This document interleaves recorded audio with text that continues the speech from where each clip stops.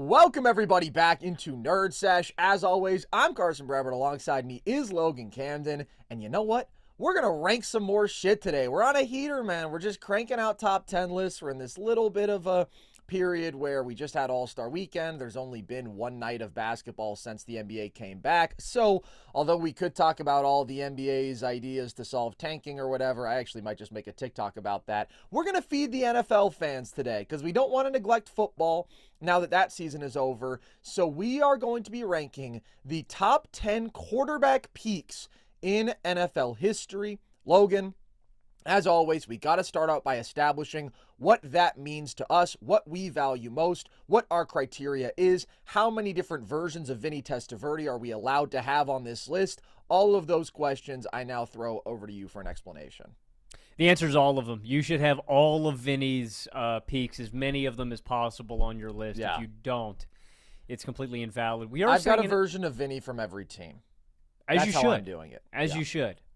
Personally, I think he peaked with the New York Jets. But that, again, we'll save this debate for later That's in the definitely show. when his production peaked. I think there's an argument that as an icon, he peaked when he went 13 touchdowns against 35 picks because he couldn't see because he was colorblind. I like that. I'd say he's peaking now sexually, though. That's a great take, Logan. That's a great take, and I don't know how you have such intimate knowledge, but you can see it on his face. I mean, he's sort of a silver fox. He really is. We did say in NFL history, I do want to make a clarifying point up top. We are going Super Bowl era. I think that's... Look, you guys know how much we love history here at Nerd Sesh. Shout out Otto Graham. Shout out Johnny Unitas. Shout out all of the pre-Super Bowl legends. And Johnny U bleeds into the Super Bowl era, right? But it's not his peak.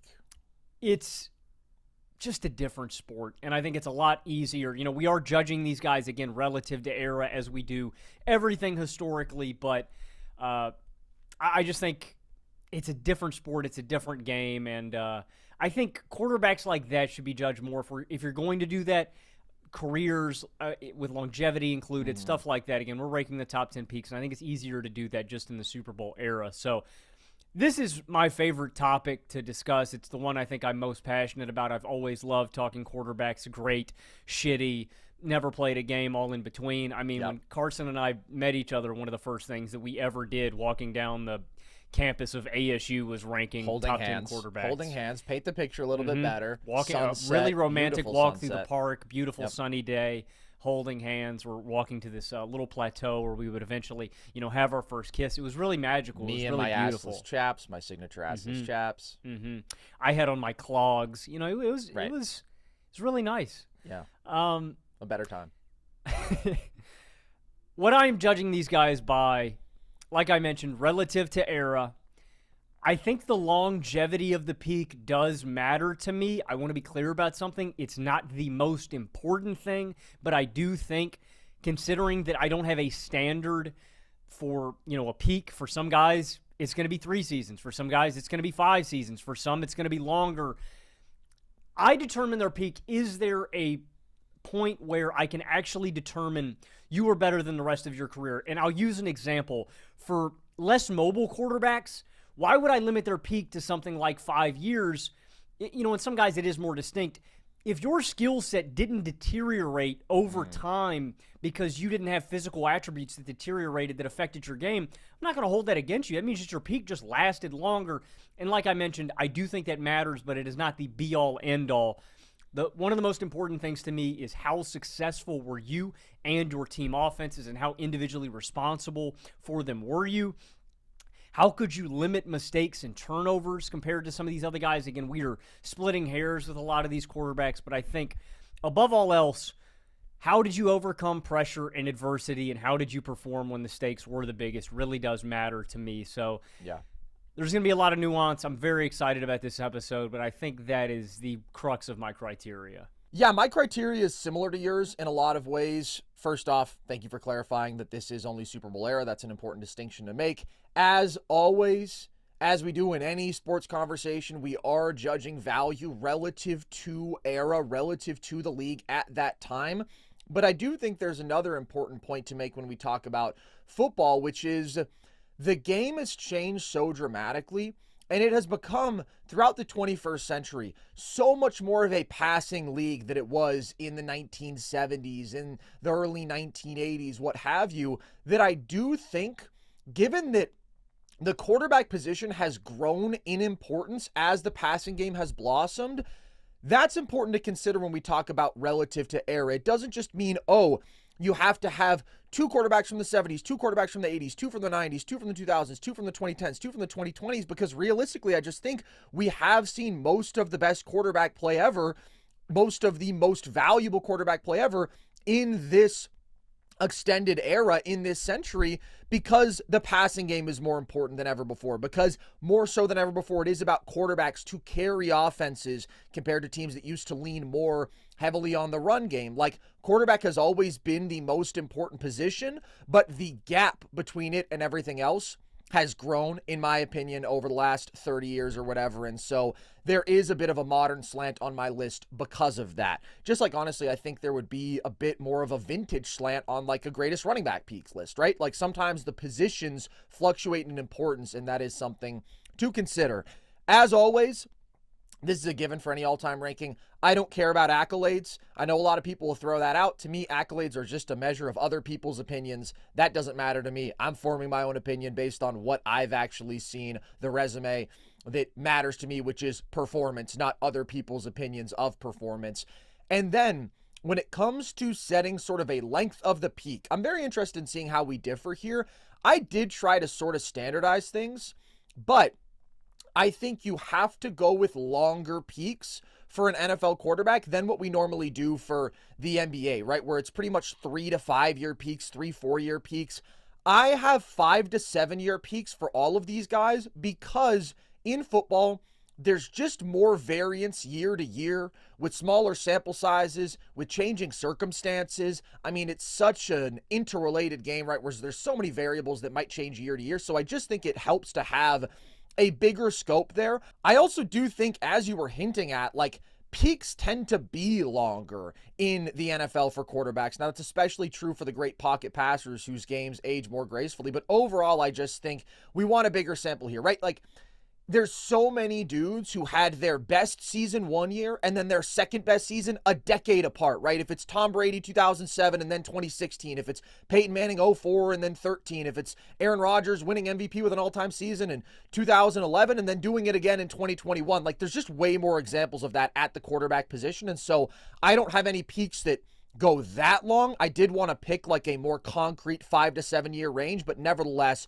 longer peaks than we talk about in NBA conversations. And another difference in criteria here, I value regular season a fair bit more than the playoffs in the NFL, again, because of the massive difference in sample size. Playoff performance matters to me a lot.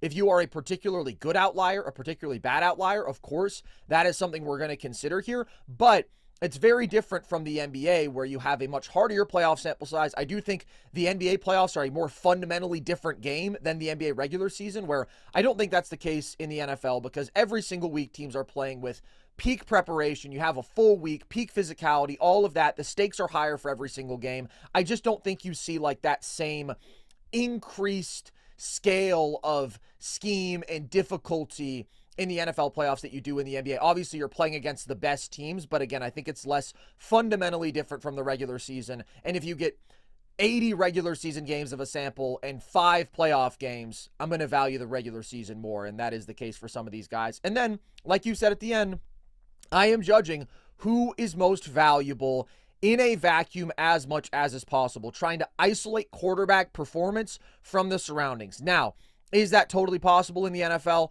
No, but we understand how a player's production can be boosted by situation, how a player's production can be hindered by situation. So I am going to think a lot about traits. I am going to think about that quarterback's ability to perform, make certain throws, maximize certain qualities, deal with pressure, create plays out of structure, make accurate throws within structure, right? That is what I am evaluating. Quarterback performance, not just numbers, not just wins and losses, because football is the ultimate team sport, and there's so many things that go in to all of that. So, with the criteria laid out there, Logan, how about some honorable mentions? I'll get into those. I have a few follow-ups on some points you made. Sure. I completely agree on the accolades point. I don't care about Pro Bowls, All-Pros, MVPs. whatsoever. Like you said, that's an arbitrary thing that people vote on every single year.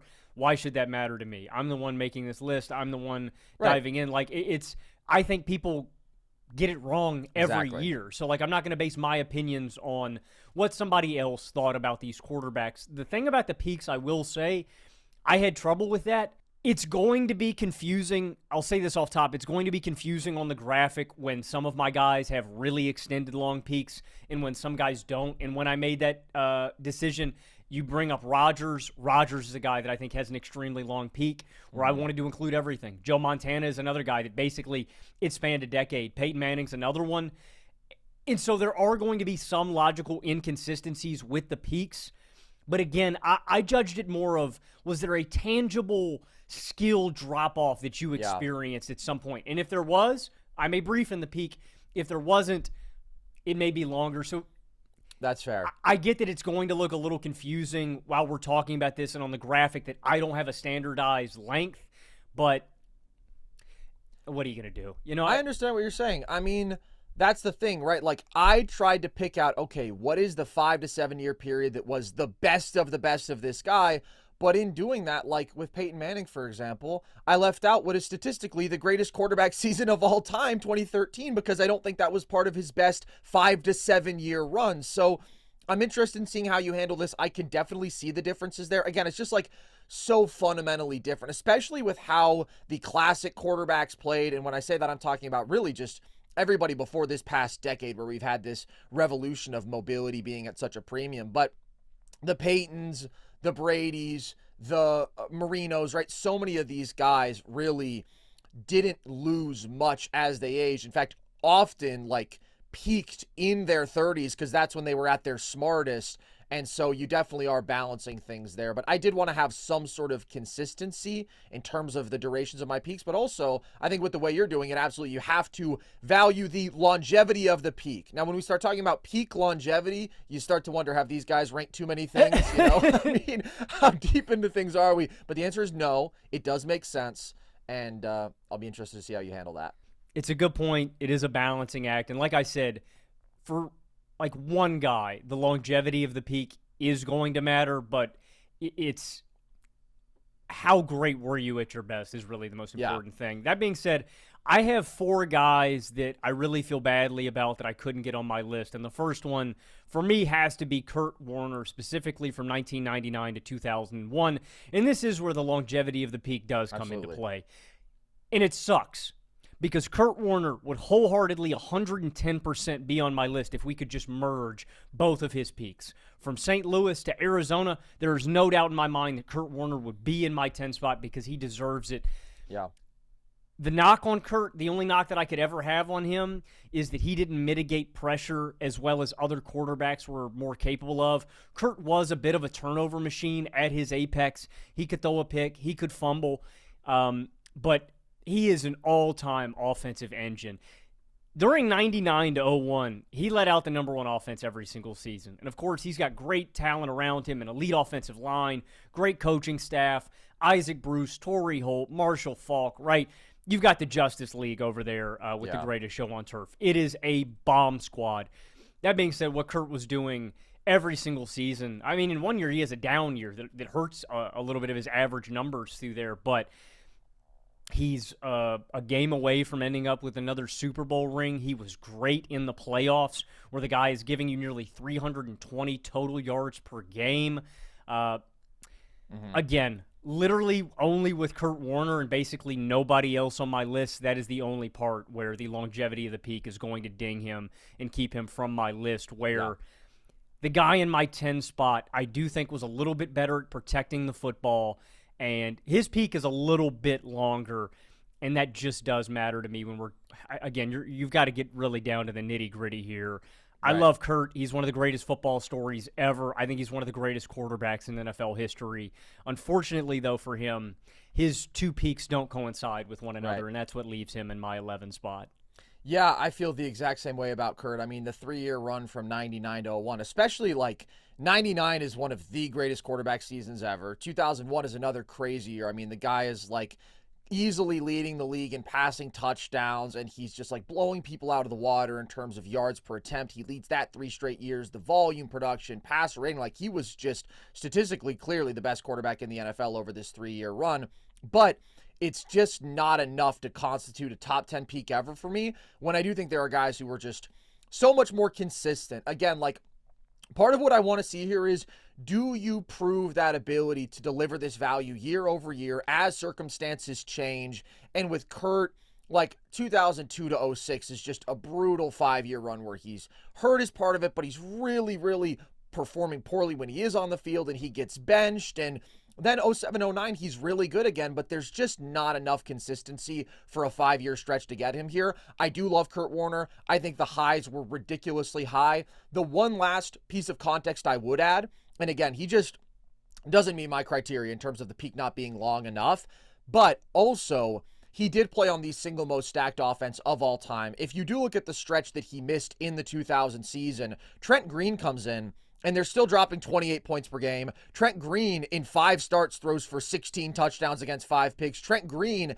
is actually topping the league in adjusted yards per attempt that season with a 102 passer rating. So it's not to take away from Warner, but it is to understand, again, when we talk about isolating quarterback value, he had a running back who was MVP. He had maybe the greatest offensive lineman ever. He had one of the great offensive lines, period, in the NFL at that time. He had one of the great receiving cores ever. So, yeah, there's just not enough for Kurt on his own and for long enough for him to be on my list. By the way, if we're shouting at like super brief, extremely high peaks, 2015 Cam Newton, right? I think that's one of the greatest quarterback seasons ever. There's just not enough consistency. There's not a 5-year stretch. So I didn't really consider him. But again, if we were looking at one-off seasons, that's one of the greats ever.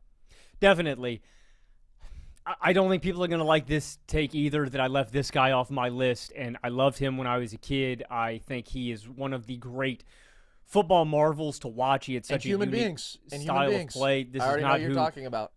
Who you think I'm talking about. I have 1994 to 1998 Brett Favre No, off of my list. I knew it. Okay, yeah, and well, human beings. I've got you another thought what shitty he did to the people of Mississippi was, well, creative at the very least. I've got another shitty human being that doesn't make my list that I will give an honorable mention to here. Favre's peak is amazing. And I mean, what him and Sterling Sharp did early on, the offenses that he was able to generate, like 94 to 98 is the apex. And yet, I still feel like Favre was reckless enough on a game-to-game basis to omit him from this list. And yeah. I love a gunslinger. It's a dying breed, but as I have gotten older, one of the most valuable things that you can do at the quarterback position is limit mistakes. And that means sacks, that means interceptions, and that means fumbles, putting the ball in harm's way. And I think as I have grown, I would call this character development, that I think it is really important that you took care of the football. And I get it's a different sport, it's a different era, and I am calculating for that. For some of these older quarterbacks, right, you're just going to notice that the interception numbers are more gaudy, and it's not their fault. It is a completely different sport. The rules were different. They were more slanted towards defenses, so you can't unfairly hold that against him. But what I can fairly hold against Brett Favre is his style of play, and I think it is more reckless than some of the other quarterbacks on my list, just enough to keep him off my list. But by far, to me, Kurt and Brett were the 2 toughest cuts for me. Yeah, it's always a balancing act between wanting to limit turnovers, absolutely, but also wanting to be aggressive, right? Wanting to be somebody who hits those home run plays. That's absolutely a differentiator between good and great. And I do think that Favre was somebody who hit on a lot of those home runs and somebody who was a great offensive engine. This is something that I think has to be contextualized too, because you can look at a guy and say, oh, he led the league in turnovers and use that against him. But then it's also like, well, if he led a top 5 offense and if he was producing the most total yardage and the most total touchdowns, well, obviously that guy is overwhelmingly a massive positive for your team, a great offensive engine, and one of the great quarterbacks to ever play the game. That's what you're balancing with Brett Favre. And like, there are several quarterbacks on this list who like did have decently high turnover numbers, because that's what comes with having a huge load on your plate sometimes. And again, being aggressive, and it just ultimately pays off when you're a playmaker and you make some really great plays, and maybe that comes with a couple more turnovers. The thing with Favre is, just for the standards of this list, it's a few too many mistakes. Like, he really is the most turnover-prone quarterback in NFL history, especially among the greats. And so that's why he's number 11 for me. Like, he was so close. 94 to 98, I completely agree with you on the 5-year run. The guy led a top 6 scoring offense every year. He was averaging 4,055 yards a season, twice led the league in yardage, over 35 touchdowns, 3 times led the league there. But 16 picks per season. They didn't even track fumbles lost at this point, but he had 41 fumbles over these 5 years, so he lost some percentage of those. Like, just ultimately not as consistent as some of these other guys. Be that because of the turnovers, be that because of not having the elite accuracy. If you look at like passing success rate, right, just on what percentage of downs was he generating a positive play?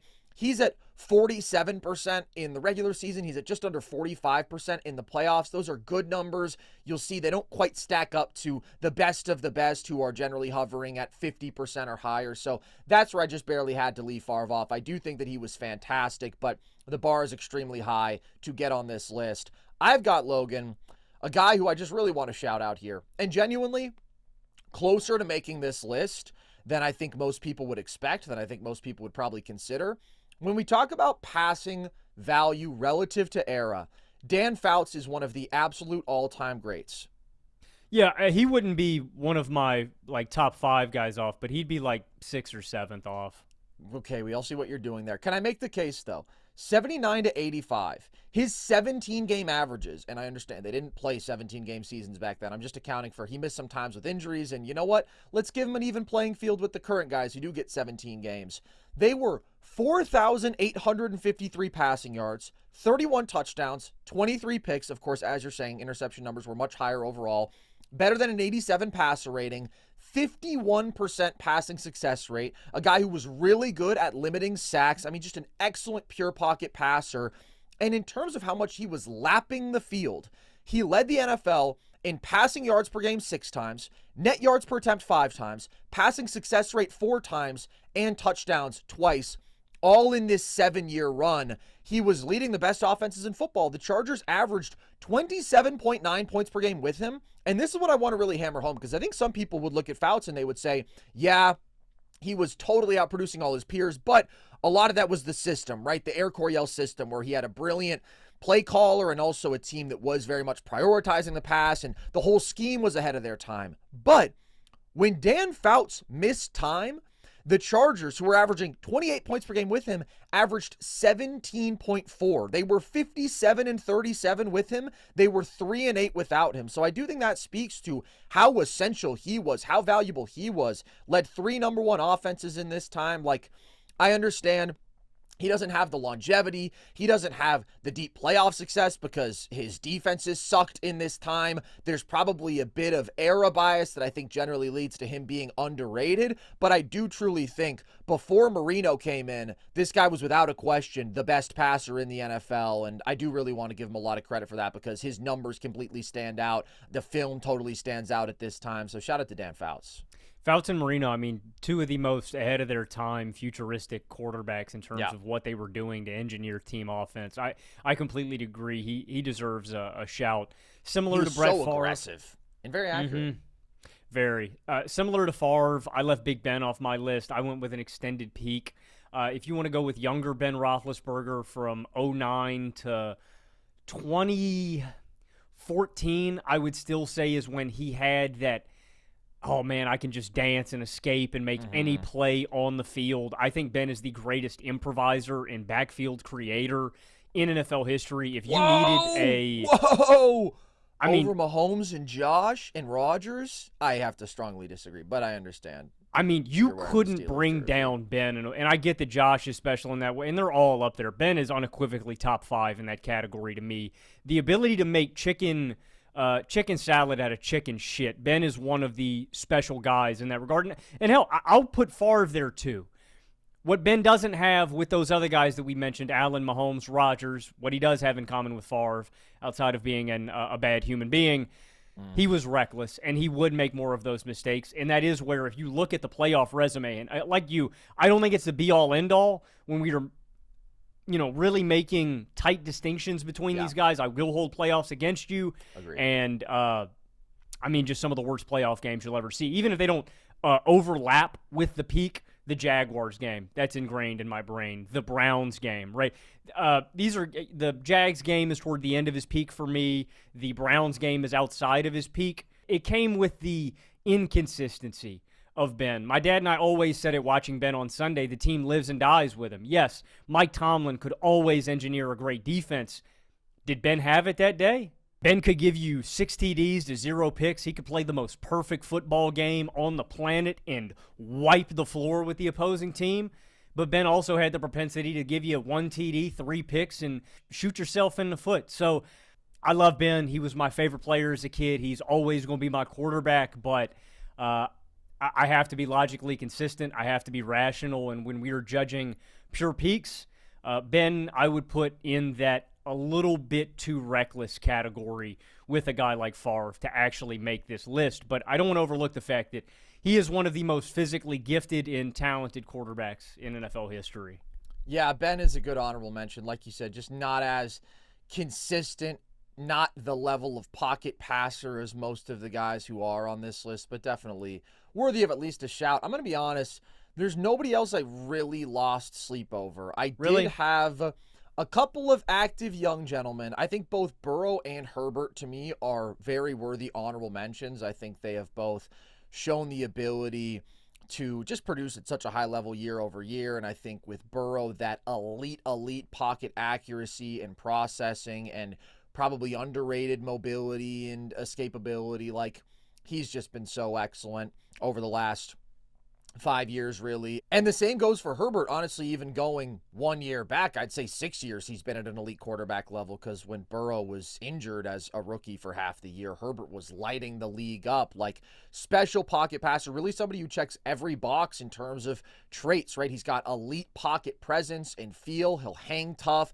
but he also has the mobility. He's not one of these elite creators out of structure, but he can get out there and make a play as needed. And the raw arm talent is truly one of the best we've ever seen. The decision-making is excellent. Like, the ability to, again, hit on big plays, limit mistakes, but particularly from within the pocket, just deliver darts all over the field. I don't really have knocks on either one of them, other than they just haven't reached that top 10 level, right? Some of that, like, all-time great carrying offenses kind of stuff hasn't really translated to the playoffs with either one of them. And I know people will push back on that with Burrow, but Burrow's playoff performance really has been just okay. And Herbert obviously has really struggled in the 3 playoff games we've seen him in. So again, both, I think, on the trajectory to maybe be on this list. Can't put either there yet. Yeah, those are good shouts. I've got 2 more that a little further down my honorable mentions, but I do want to shout out before we get into the list. 93 to 98 John Elway would be an honorable mention for me, and I think a lot of people would point to Elway in the mid-'80s or the early 90s, and I would actually say that while that's clearly the most physically gifted and talented Elway was, with that blend of athleticism and arm strength, I think Elway had just matured to the point from 93 to 98 where he had more control over the game and was just smarter about decision-making. But also interrelated with that, he had one of the greatest running backs in NFL history in Terrell Davis to help. And I don't think that that's just it's not a coincidence. I think there's a very clear correlation with how much was on his plate and how responsible he was for those team offenses. But I think a lot of people would point to earlier, younger, more physically gifted Elway as his peak. I would actually say it is when he got older and was less turnover prone. But again, he had a lot more help there. But always cardiac kid, John Elway. That is one thing that I will always give him credit for, is if you needed a comeback, he was always capable.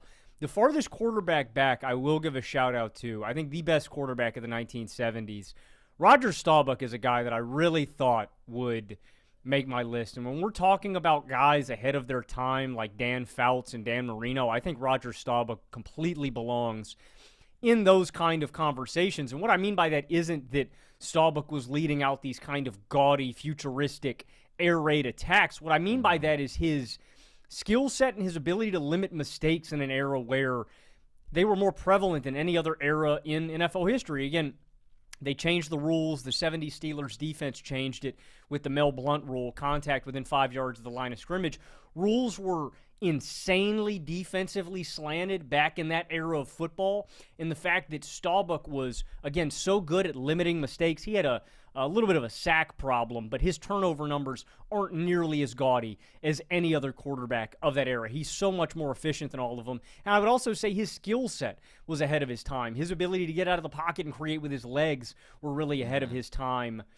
But like you mentioned at the top of this episode, quarterbacks are more important than they've ever been before. My list also does lean more modern, and I actually think Staubach was peaking towards the end of his career. He was always an older guy because he served in the military before he joined the NFL.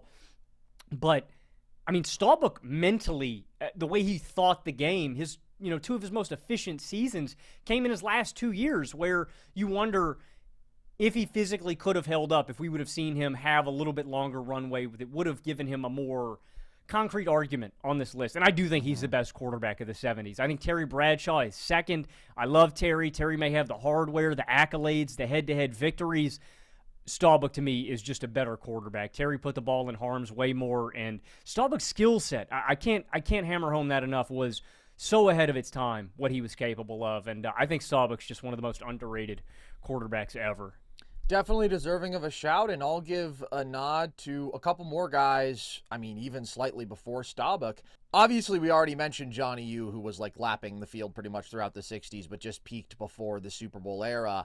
I think Len Dawson and Bart Starr fall into a sort of similar category of like half peaking before the Super Bowl era and then half peaking into it, and like they just don't have a 5-year run that I think quite qualifies. However, two of the first quarterbacks, of course, to win the Super Bowl, but much more importantly, like the two most efficient quarterbacks of this time. And so also like great big game performer, Bart Starr, unbelievable. Some of like his playoff efficiency records still hold up to like modern day NFL quarterbacks, which is just kind of ridiculous. And then Len Dawson, again, like pretty much was just going to lead the league in passer rating every single year through the mid-60s. Did it from 64 to 68 every single season, leading the league in yards per attempt multiple times, completion percentage. So definitely ahead of his time in terms of passing efficiency. Again, there just wasn't a 5-year run in the Super Bowl era that I was going to give to either one of these guys. And then I do have a couple more modern shout-outs.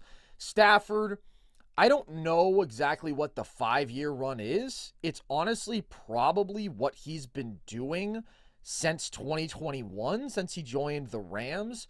I think you can't possibly isolate that production from situation where now he's got the best coaching and the best personnel that he's had in his career. And so, yeah, he's putting up his most efficient seasons ever, and he's got 240 passing touchdown years. But I do think the talent has always been there, and even though the arm talent isn't what it was at his absolute peak, it's still very impressive, even though, we have seen him really struggle to deal with pressure these last couple years because he used to be sort of an underrated pocket mover, right? Somebody who was never going to be like a scrambler necessarily, but somebody who could evade pressure, and that ability is diminished. But I think he's probably the smartest he's ever been. So just shout out to Stafford for being an immense talent. Russell Wilson, 2017 to 2020, I have to say, it's easy to forget with how much he's fallen off, but man, the ability at that time to be such an elite mover, to be such an elite deep passer, the touch, the accuracy that he had, really like carrying some shitty offensive lines. He did take a lot of sacks, and I think part of that was O-line. Part of that is Russ. He's always had that issue. But man, just athletically, when he could make some special plays happen, he was averaging per year 35 touchdowns to 9 picks with a 104 passer rating, almost 4,000 yards, and was super clutch at this time too, so he deserves a shout. I think Andrew Luck, 2013 to 2018, 4.5 seasons. His 17-game averages in that run, again, giving him a little boost here because he was often injured or injured at times.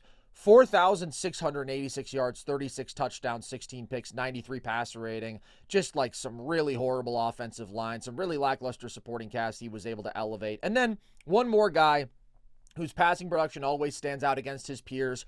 Warren Moon, 1990 to 1995, was averaging almost 4,000 yards per year, 24 touchdowns against 17 picks per season, led a top 7 offense every year. And you see his value the year after he left Houston, who again, he was leading to be elite offense year after year. They fell off to be the worst offense in the NFL. So I do want to give him props. And then you mentioned Elway.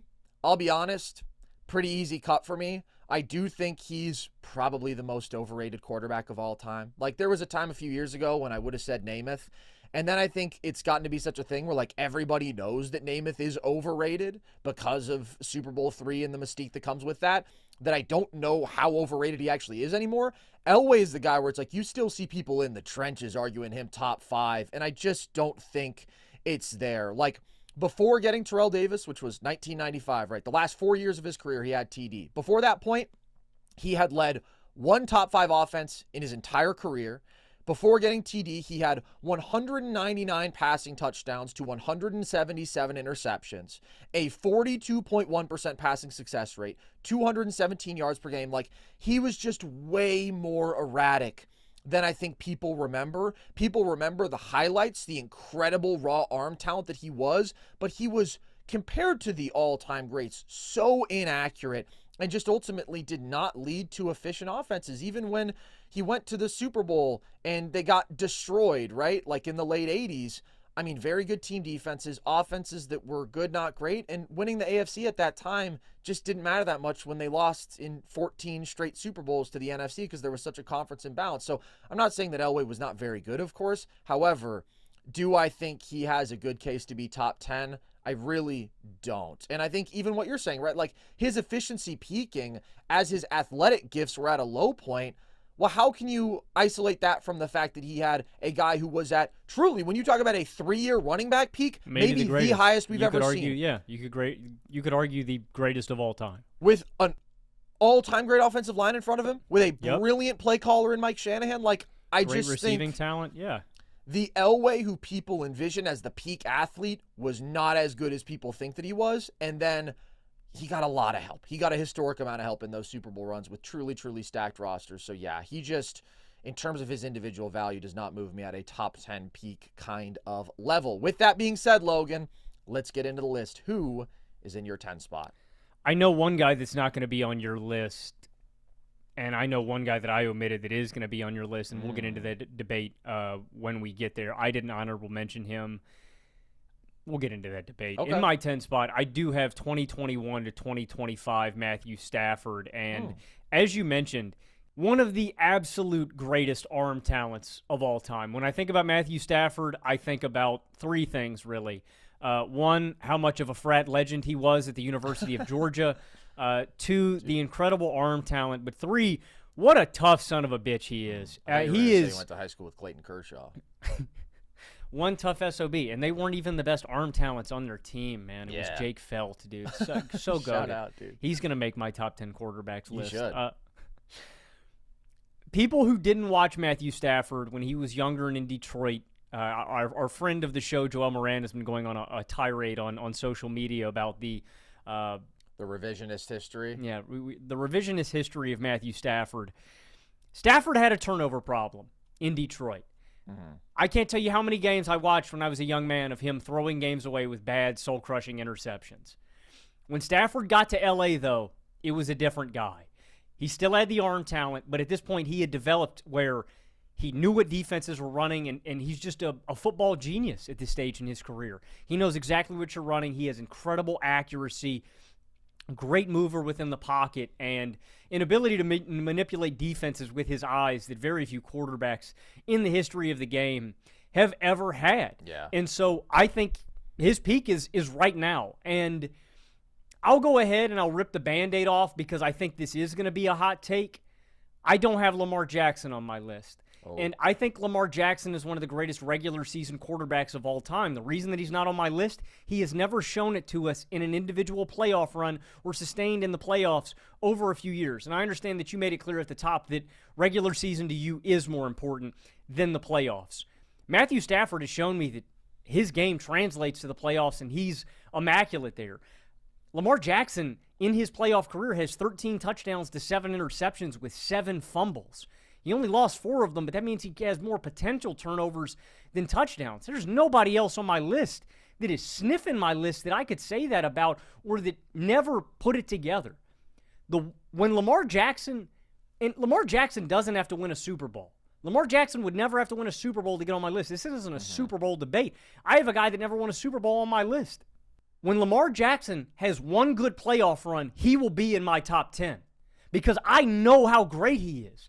Lamar Jackson is one of the 3, if not the most talented and physically gifted quarterbacks I have ever watched. So when you comment on this, and the people on social media, the ignorants who comment on the graphic aren't going to listen to this, I don't hate Lamar Jackson. I love watching him play. He is a marvel. He is one of the wonders of football. Like, I've never seen a quarterback that is capable of doing what Lamar can do with his combination of legs, which is number 1 in NFL history, and his arm talent and accuracy, the way he has developed into one of the elite passers in this game. It has nothing to do with any personal bias or anything like that, or my Steeler bias.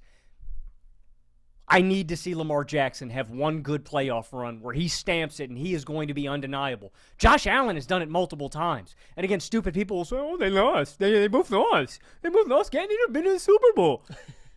Look, bruh, Josh Allen has played great repeatedly in big game after big game. Lamar Jackson hasn't. So I understand the skill. I understand the regular season resume. This is not ignorance on my part. It is the fact that I can't say that about any other quarterback on my list. You know, if it was 1 run, if it was 2 runs, you could say it about 1.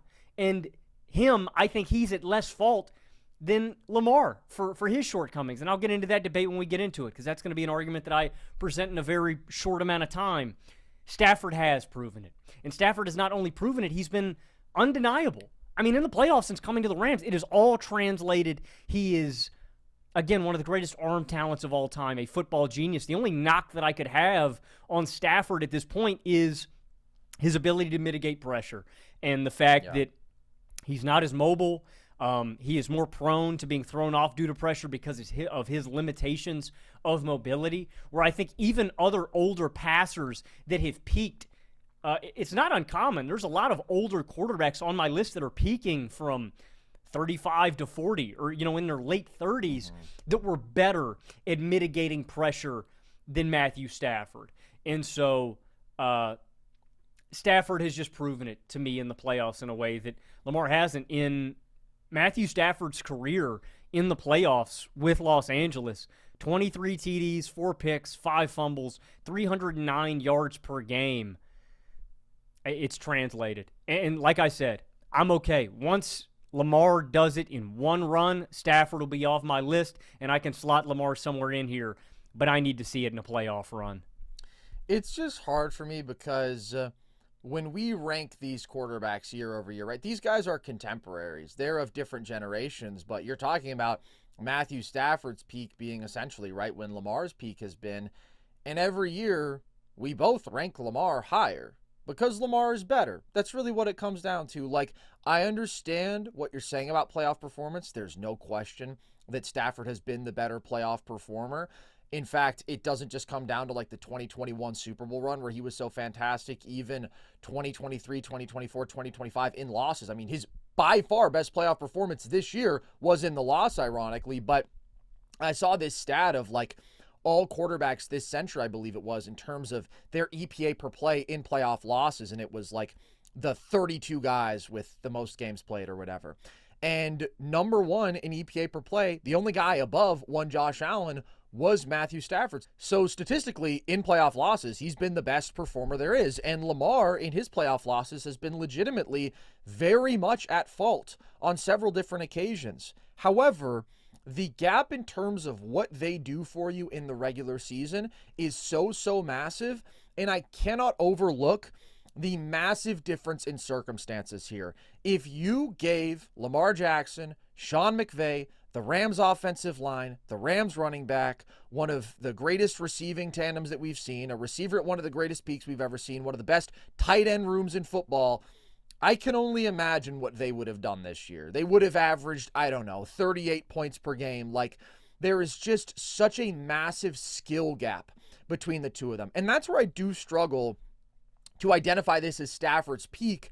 I think that's right, but I don't think it's like a clear peak, right? I don't think it's nearly as big a difference in terms of his level now versus what he was at all the way from 2011 to 2020 in Detroit, as the production would say, because in those situations, I mean, he was being asked to pick up shitty, horrible run games. And Obviously, he had Megatron through 2016, but after that, like, he had kind of mediocre receiving talent and like consistently got them to be a solid to above average offense. I do think that Stafford was underrated in that time. I think Stafford, unfortunately, might be getting overrated now just because the raw numbers are so good and people aren't considering the full context.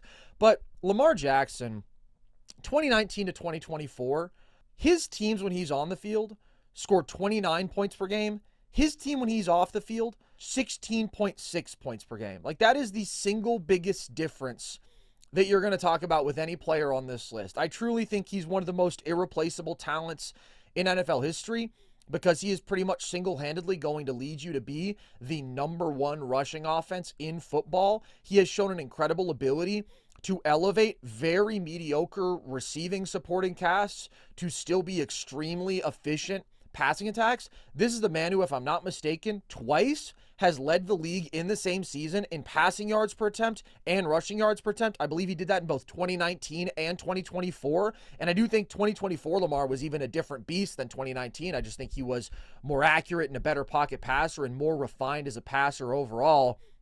The ability to deal with pressure is GOAT level. The ability to elevate a run game as a quarterback is completely unparalleled. The overall ability as a creator is top 5 easily in the history of this sport. And I think that he has a couple of the greatest quarterback regular seasons we have ever seen. So I also knock Lamar on this list. I have him at number 9 because the playoff shortcomings have been so significant, and you can't overlook that, and you can't rewrite that, and you can't act like, oh, he and Josh both haven't won a Super Bowl, so they're the same, when Josh has 8 playoff wins to Lamar's 3, and Josh's teams average 28 points per game in the playoffs, and Lamar's teams average 18, and Josh has more than 3 times the touchdowns that Lamar Jackson does in their playoff careers with fewer turnovers. Like, I hope we all understand how dramatically different their playoff performances and stories have been.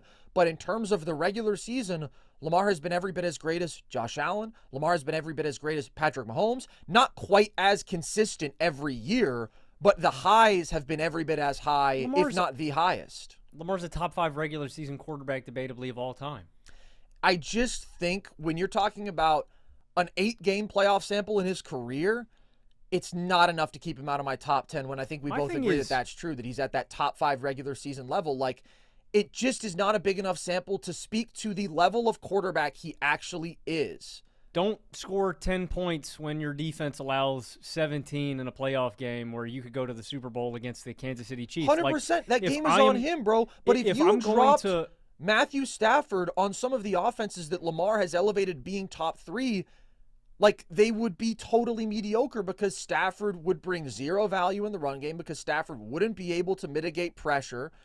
Like, that's where you have to appreciate Lamar's superhuman value to elevate his supporting cast, where Stafford, I mean, yeah, he's a great pocket passer, right? But still, I mean, not elite accuracy. The arm talent, the ability to manipulate defenders, zone defenders with his eyes is outstanding. But the issues with pressure and the good, not great accuracy, like, I just can't get there, man. I don't think he's a top 5 quarterback in the NFL right now. I think that Lamar, when he's healthy, is firmly in that top 3.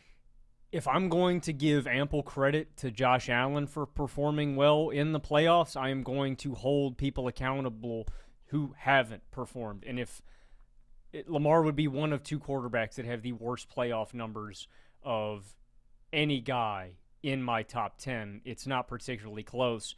The other guy just didn't even get those opportunities because of his Herculean carry job year in, year out as his team's offensive engine. So Lamar's going to get here for me one day. Show me the money, Lamar. Let's see it. Let's see a playoff run. Like, I need to see it. I've seen him, and I'm going to hold other guys accountable who didn't pull their weight in the playoffs. And that'll probably be a hot take too. I think the playoffs are very important in proving your value as a quarterback. And I just can't wash that away where I have seen loaf bread lose some turnovers. And it's not all on him. I've seen Mark Andrews drop some passes. I've seen Zay Flowers have some big drops. Like, obviously, it's not all on Lamar, but I believe he would have got it done. That AFC Championship game is damning to me, man. I can't forget that, and that's going to be the game that I think about anytime I think about Lamar.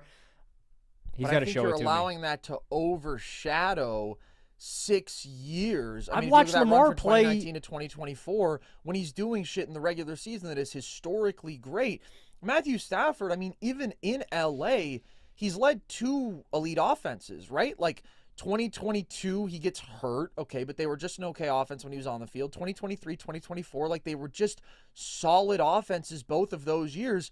So yeah, when you put, I mean, these phenomenal supporting casts around him, yeah, he can lead to elite team offense. And like, I really do like Matt Stafford. I just think this is too much value on a small sample size. It's not valuing enough the vast difference in circumstances and how much more help Matthew Stafford has had. The value of Sean McVay alone, man.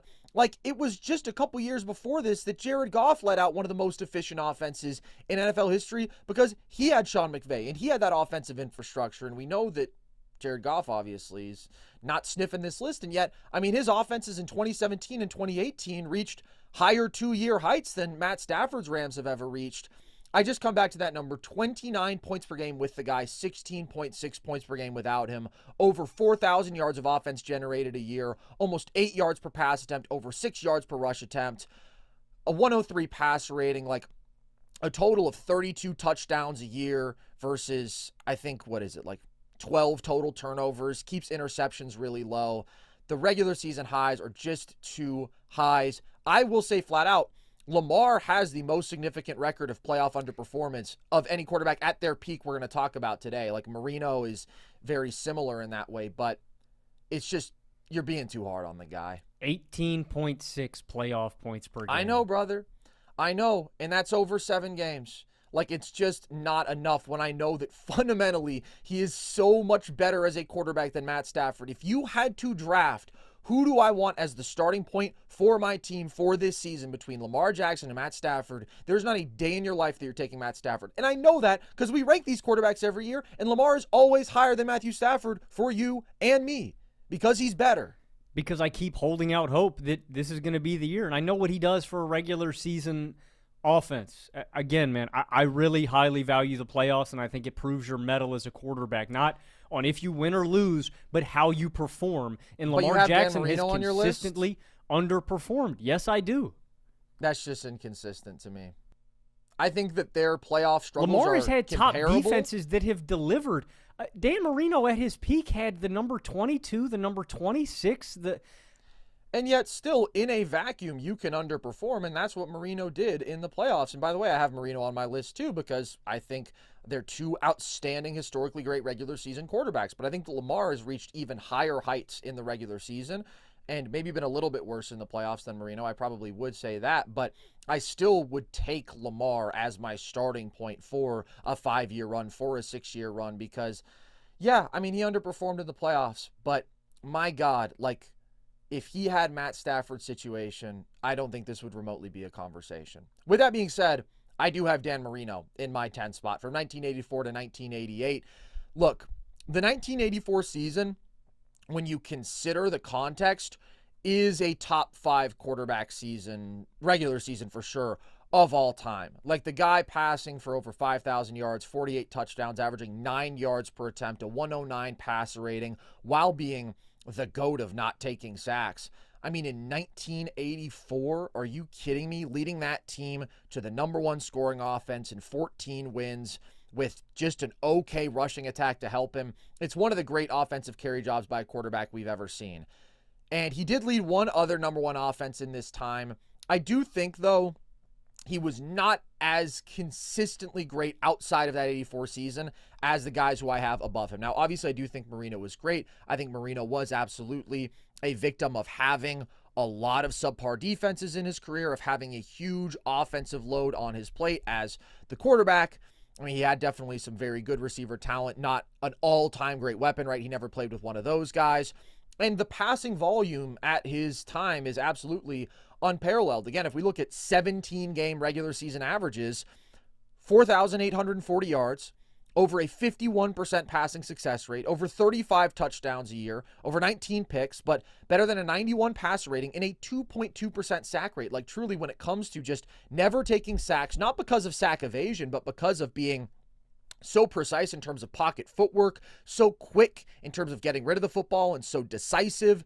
he and Peyton Manning are very clearly the two GOATs at that. The two guys where you just look every year and it's like, oh man, that guy was taking a sack on 2% of their dropbacks. That's ridiculous. That value of never setting your offense back like that is just so supremely important. And when we talk about pocket footwork and poise and the quickness of the release and the accuracy downfield and the aggression, like Dan Marino is one of the all-time greats in all of those categories. The knocks on him, the turnover numbers were high.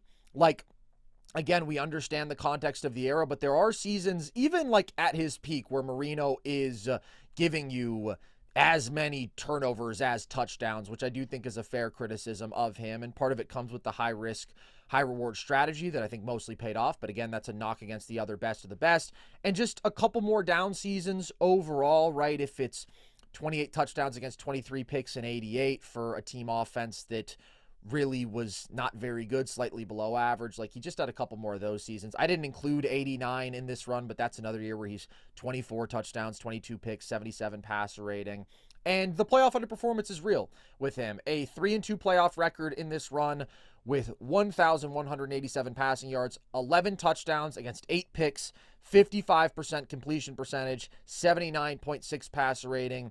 There was undeniably a trend of him underperforming in the playoffs. And I do think, nevertheless, like, he gets probably overly criticized for that because, much like Lamar, my take on it is, okay, a great player can underperform in the playoffs and they deserve to be held accountable for that. And if not for Lamar and Marino underperforming, they'd be higher than numbers 9 and 10 on my list probably. But you also have to appreciate that these guys are the only reasons that their teams were there to begin with, right? That these guys were carrying their offenses. You're going to squint and say that about Lamar because of the defenses, but the offenses he carried in a historic that way. is going to be Logan, a point. You're not going to make the playoffs if your offenses score 16.6 points per game, which is what the Ravens did without Lamar. He definitely had way more defensive help than Marino, but I just want to be logically same. Consistent. Okay, well, I just gave you my logic, and it was consistent. So I have Marino at number 10. Yeah, I have Marino in my 9 spot, the exact same stretch of time. The Ravens, since 2019, have allowed 18.8 points per game in the playoffs. The Dolphins, over that same stretch for Marino, allowed 25.6 playoff points per game. So I do think there's a gap. That's a touchdown difference. But if you every look at single their season, losses, you put up 16 points against the Niners, you put up 14 points against the Patriots. And like, Lamar has averaged your defense 18.6 points per game in the playoffs. I understand. I literally said Lamar is the worst playoff performer on my list, but Marino is the next worst. And talking about the defensive help, like, yes, absolutely, Lamar has gotten more there, but that doesn't change that Marino, in a vacuum, underperformed significantly. I just think it's funny that you're going to make the sample size point with Lamar, but we're not even going to say that. Look, I'm making it with both of them. That's why they're both on my list. Okay, well, playoffs matter to me. Both these guys underperformed. I think Marino had less help on a team context over this stretch, like I mentioned. He also had less team success. Lamar is going 64 and 23, and Marino 47 and 29. Marino had multiple years in his prime where they missed the playoffs entirely because of the defense. I agree, but saying Lamar had more help needs to be contextualized by the fact that Lamar also had more team success because his teams were better. Bro, all right, you are hating on Lamar. I'm making the clarifying point. I'm being logically consistent. I am saying it's important to contextualize. If I say, oh yeah, that guy had more help, that doesn't mean that the other guy was better, because I can say, oh, Tom Brady had more help than Drew Brees. Okay, well, Tom Brady's teams also won way more than Drew Brees. Like, yes, it's important to acknowledge he had more help, and obviously that accounts for a difference in the team success, but it's not like you're saying, oh, this guy had more help, but the teams did the same, because they didn't. Lamar's teams won more. Lamar's offenses were better when he was on the field, and Lamar's defenses were also significantly better. Absolutely. I'm just painting the full picture here. 2019 Ravens, the number 3 defense. 2020, the number 2 defense. They have a down year in 21 and 25. 22, they're the 3rd defense. 23rd. 23, they're the number 1 defense. 24, they're the number 9 defense. Marino, over his peak, they have the 7 and number 12 ranked defenses in 84 and 85. Rest of those years, 26th, 16th, 24, 22nd into 89. And guess what? In 88, they're the number 17 scoring offense. In 89, they're the number 15 scoring offense.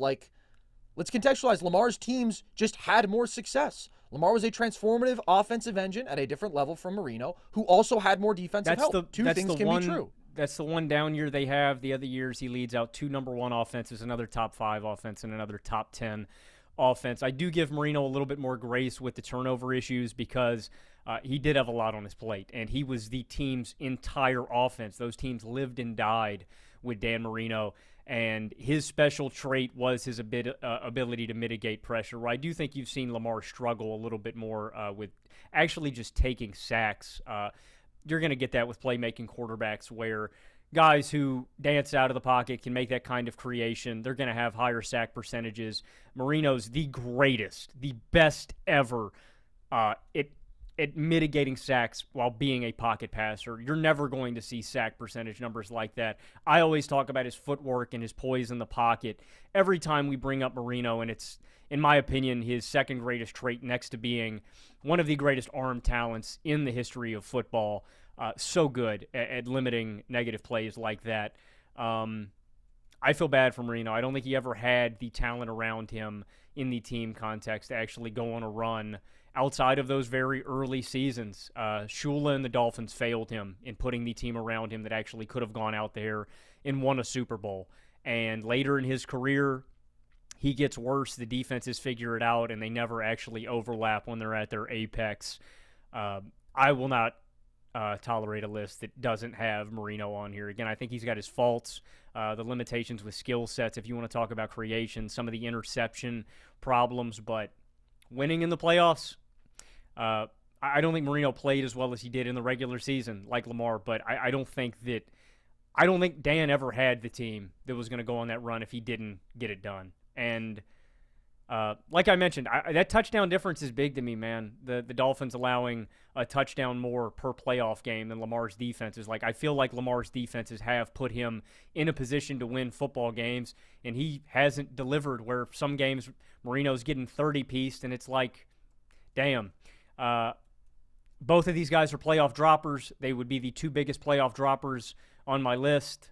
Like I said, I need to see it one time from Lamar.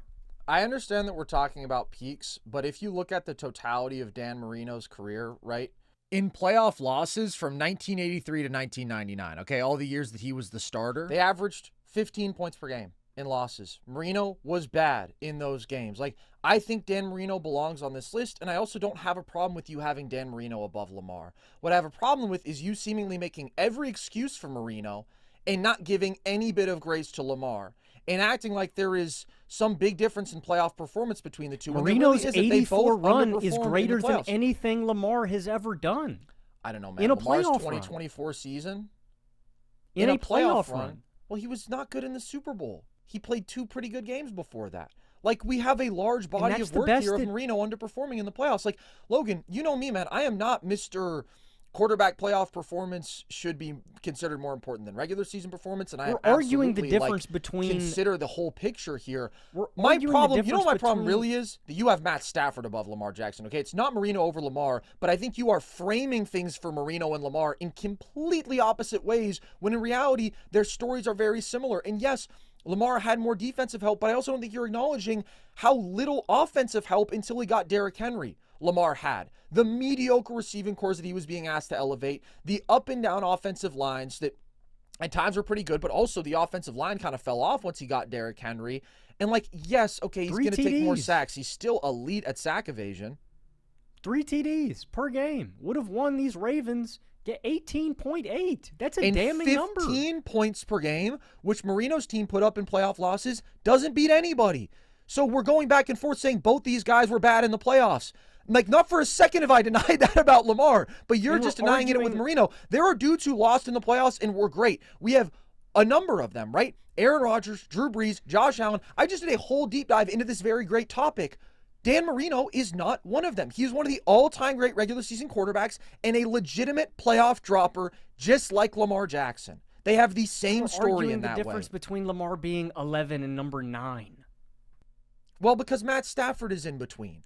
And Matt Stafford has not belongs there been as good as Lamar Jackson. He's proven it. He has proven his value when the stakes are down, and Lamar Jackson hasn't. And I'm not going to make excuses for him. I understand the regular season quarterback. Like I said, he is the most talented, arguably, quarterback ever to exist on this planet. And yet when I've seen him in a pressure spot when he's need to put up 3 TDs, he scored 10 points. Like, I get it, man. I need one run from Lamar, and he'll be on this list, and I can comfortably boot Matt Stafford off. We are arguing the difference between him being number 11 and number 9, and I think Stafford's just proven it in more big spots, and that matters to me. Okay, we've run in circles here. We've covered everything. I do have Lamar at number 9. I think, again, he has regular season highs that are as high as any quarterback ever. The reason I have him down here is in the playoffs, 11 total touchdowns against 9 total turnovers, an 85 passer rating, a 45% passing success rate, 12 points versus the Titans in a game when he had 1 touchdown and 3 turnovers, 3 points versus the Bills when he had under 200 total yards, no touchdowns and a turnover, 10 points versus the Chiefs in that AFC title game, 1 touchdown, 2 turnovers. It is absolutely a significant record of playoff underperformance. It just, to me, is not as important as the all-time great stuff that we've seen from him in the regular season. Certainly not as important as it is to you. And again, I mean, versus Mahomes and Allen, when we talk about the greatest quarterbacks of this era, I do think it's important to acknowledge that the down years, by his standards, Lamar did have in 2021, 2022. That is another little dink on his resume. But 2019 Lamar regular season, 2024 Lamar regular season, 2023 I think get underrated. I think he was deservedly MVP that year.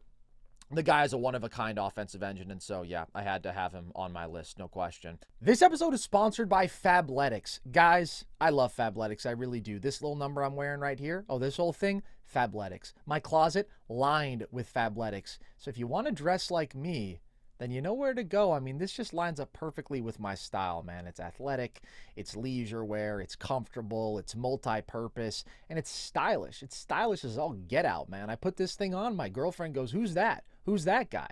And then I look, and there's actually nobody there. I don't have a girlfriend. I live alone in a hovel under a bridge. But if you guys want to be like me, if you guys want to dress up like me and cosplay like me, Carson Breber, C-Brebs the Kid, it will be most accurate if you do it in Fabletics. I really do recommend this stuff, guys. It's really high quality. It's a good price. And with Fabletics, you can take care of your whole wardrobe in one place. They've got it all. Hoodies, sweatshirts, comfortable shirts, athletic shirts, shorts, sweatpants, whatever you want, they've got it. Fabletics already has incredible deals, and we've got an exclusive offer just for our listeners. Get 80% off everything when you sign up as a VIP. And yes, that includes Jamar's first drop. Jamar Chase, he's got a great collection with Fabletics. They got all sorts of great collections. They go together like peanut butter and jelly. So just head over to fabletics.com/nerdsesh, take a quick style quiz, and be sure to select NerdSesh when prompted to unlock your 80% off. That's fabletics.com/nerdsesh. All right, who's in your 8 spot, Logan? I would hear an argument for this guy being higher on this list, considering we're just doing peaks, but this feels right. I've got 92 to 98 Steve Young here in my 8 spot, and I definitely think he belongs in this list. Over this time, immaculate offensive results. Steve let out 4 number 1 offenses and 3 more top 5 offenses, and we're talking about regular season success. Steve's a total package, man. There wasn't anything he couldn't do on the field with his skill set. Incredibly accurate, incredibly under control, great at limiting mistakes. I do think his one playoff run can kind of overshadow some of his individual runs that were more disappointing, though, and I think those do matter, right?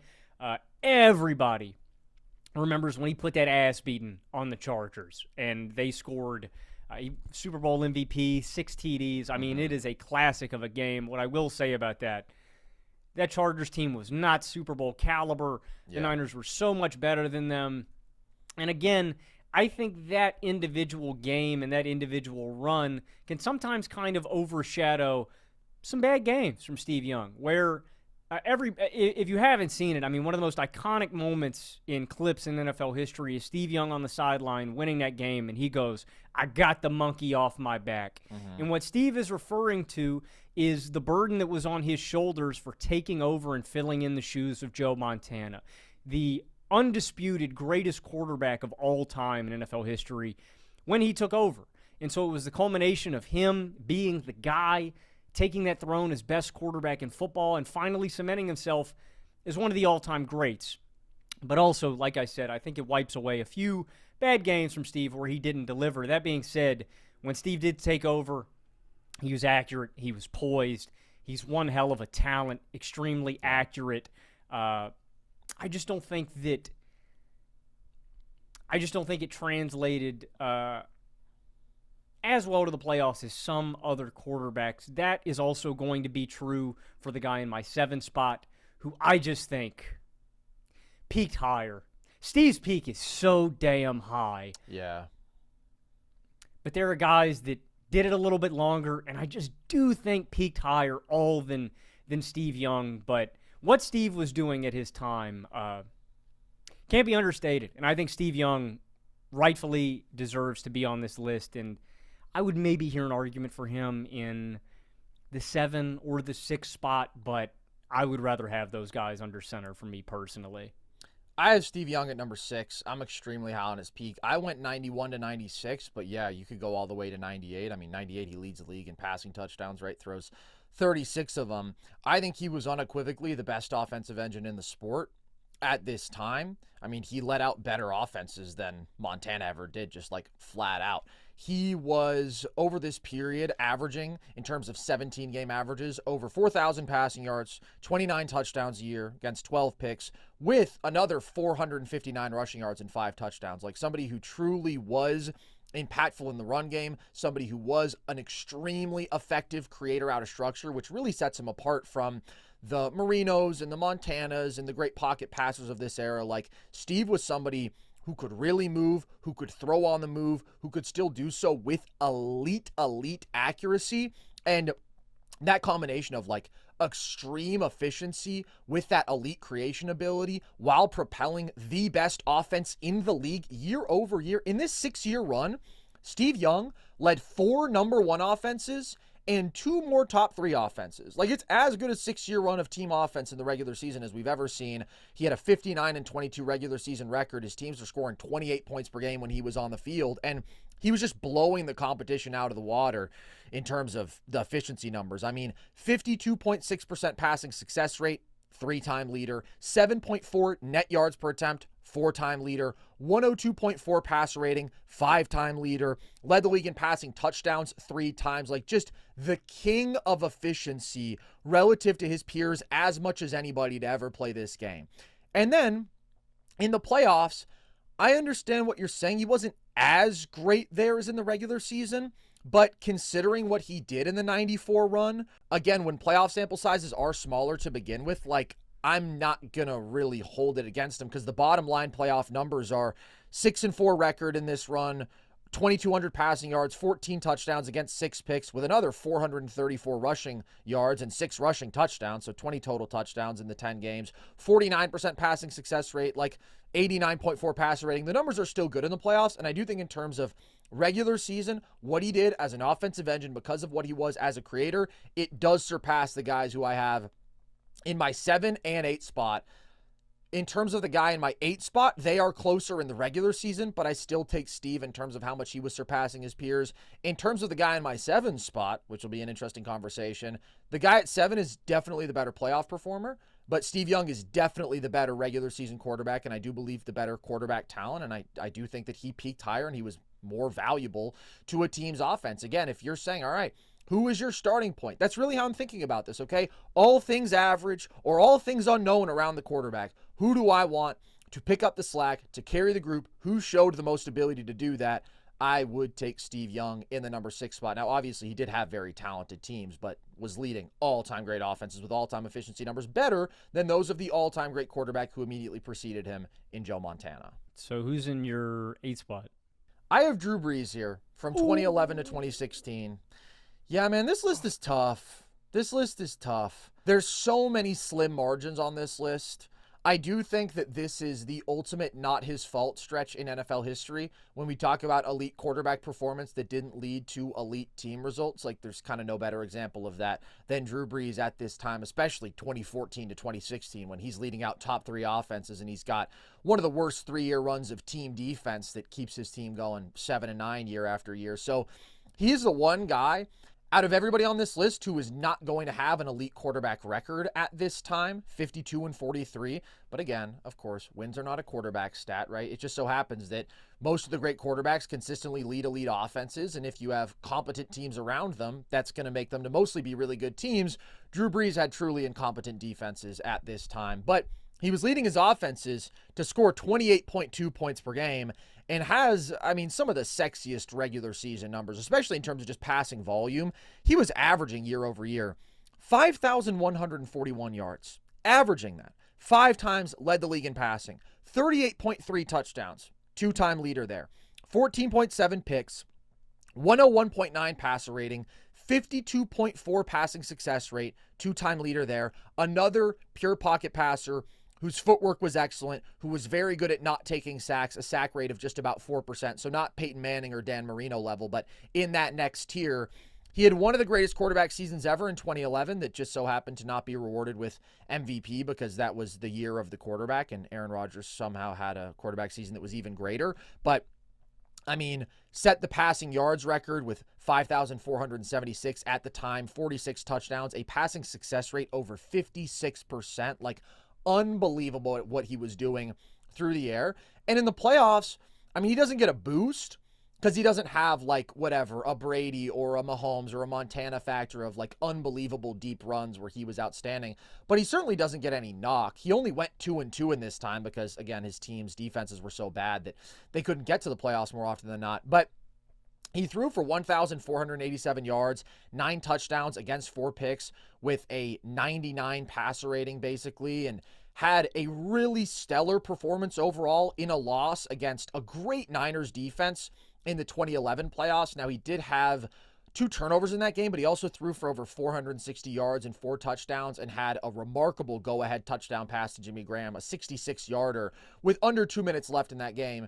And, of course, the defense failed him and ended up allowing a game-winning touchdown drive. And then his other playoff loss in this period is against the fucking peak Legion of Boom Seahawks, and he even played fine in that game, didn't turn the ball over, and had over 300 yards. So there's really nothing to hold against Drew Brees other than there are players above him who I think were more transformative with their ability to create out of structure and their supernatural arm talents or what have you.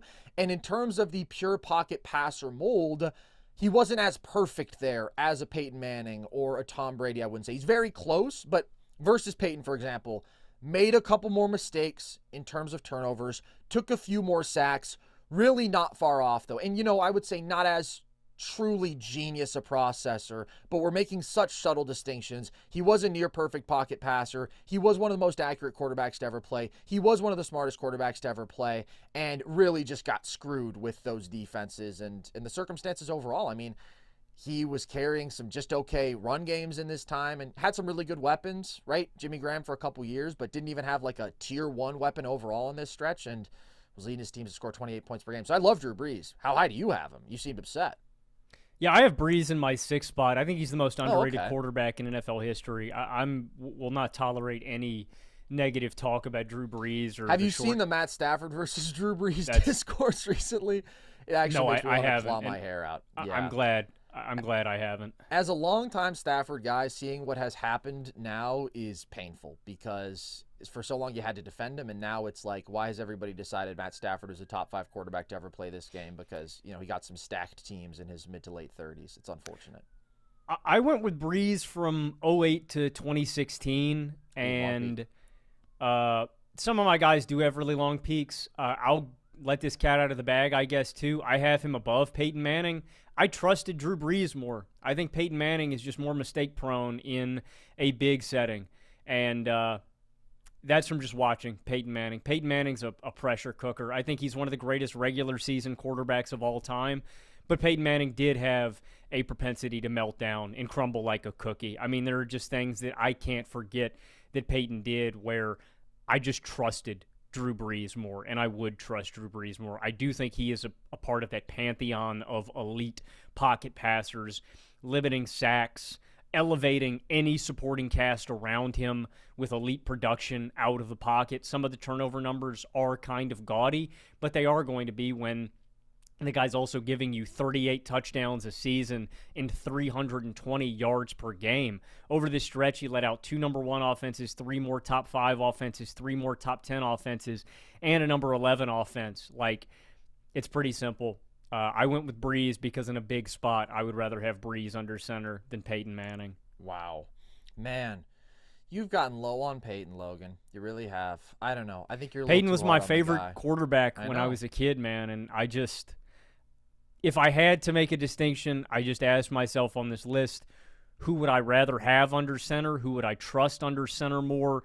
And who would I least rather play against? And the answer to all of those questions for me is Drew Brees.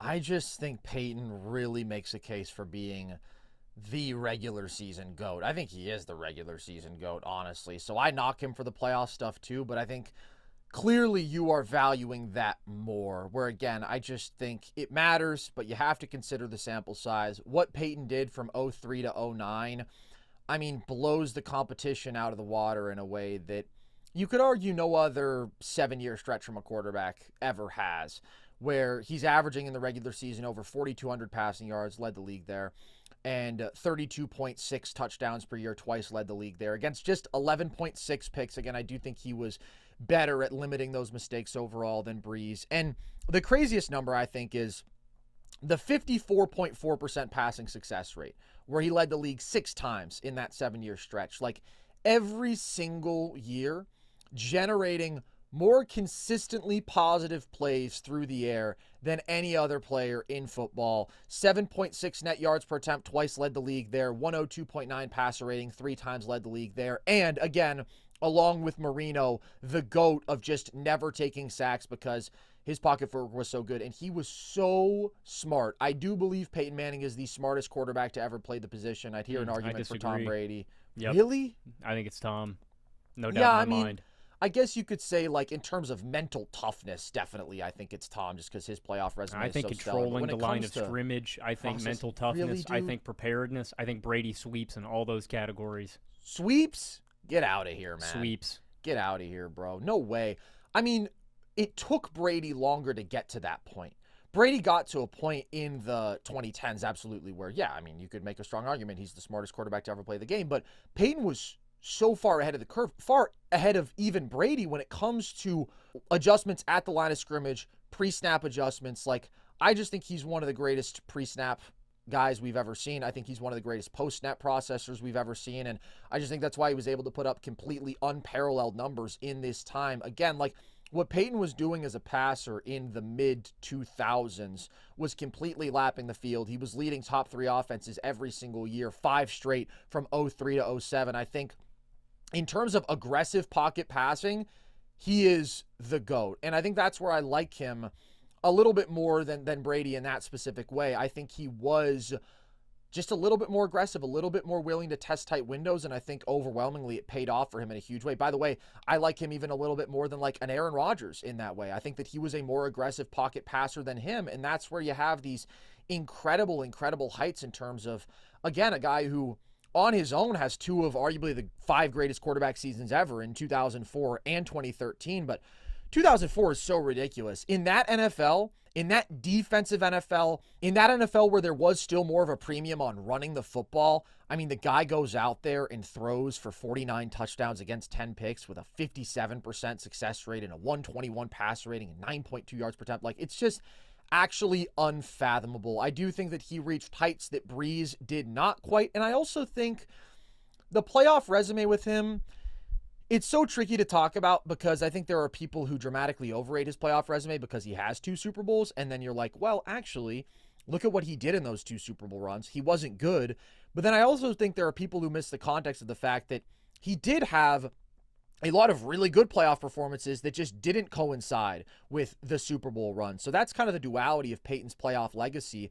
The bottom line numbers in this time, 9-6 record, 4,606 yards in the playoffs, 27 touchdowns, 17 picks, almost a 54% passing success rate, still excellent, 7.5 adjusted yards per attempt, and his teams are scoring over 25 points per game. So he did have a couple of memorably rough performances in big playoff games, right? 03 and 04 versus the Patriots.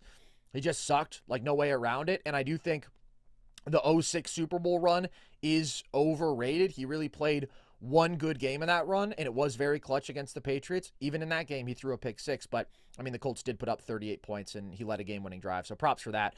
But yeah, I think that's something we always have to acknowledge with Peyton, that like, he does absolutely have a significant difference between regular season and playoff performance, but I think the regular season performance is the greatest that we've ever seen, probably at his best. And I think the playoff performance, it's not obviously Brady level, Mahomes level, obviously. Like, it's not even Josh Allen level. It's not even Aaron Rodgers level, right? And so maybe I have all those guys above him. We'll see. But it's also important to note that, like, it is magnitudes better than Lamar Jackson or Dan Marino in the playoffs. And that's where I land with Peyton in my 5 spot. What years did you go with for Peyton? 03 to 09.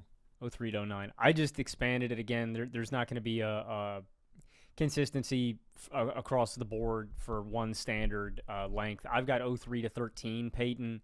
Yeah, we are splitting hairs with all of these guys. And like I said, for Peyton, I just feel like Peyton had a propensity to melt down in a way that other guys didn't. And that just sticks in my mind. Again, if I had trouble, who am I more confident in under center? Who left no doubt? Who didn't leave meat on the bone? Peyton left meat on the bone.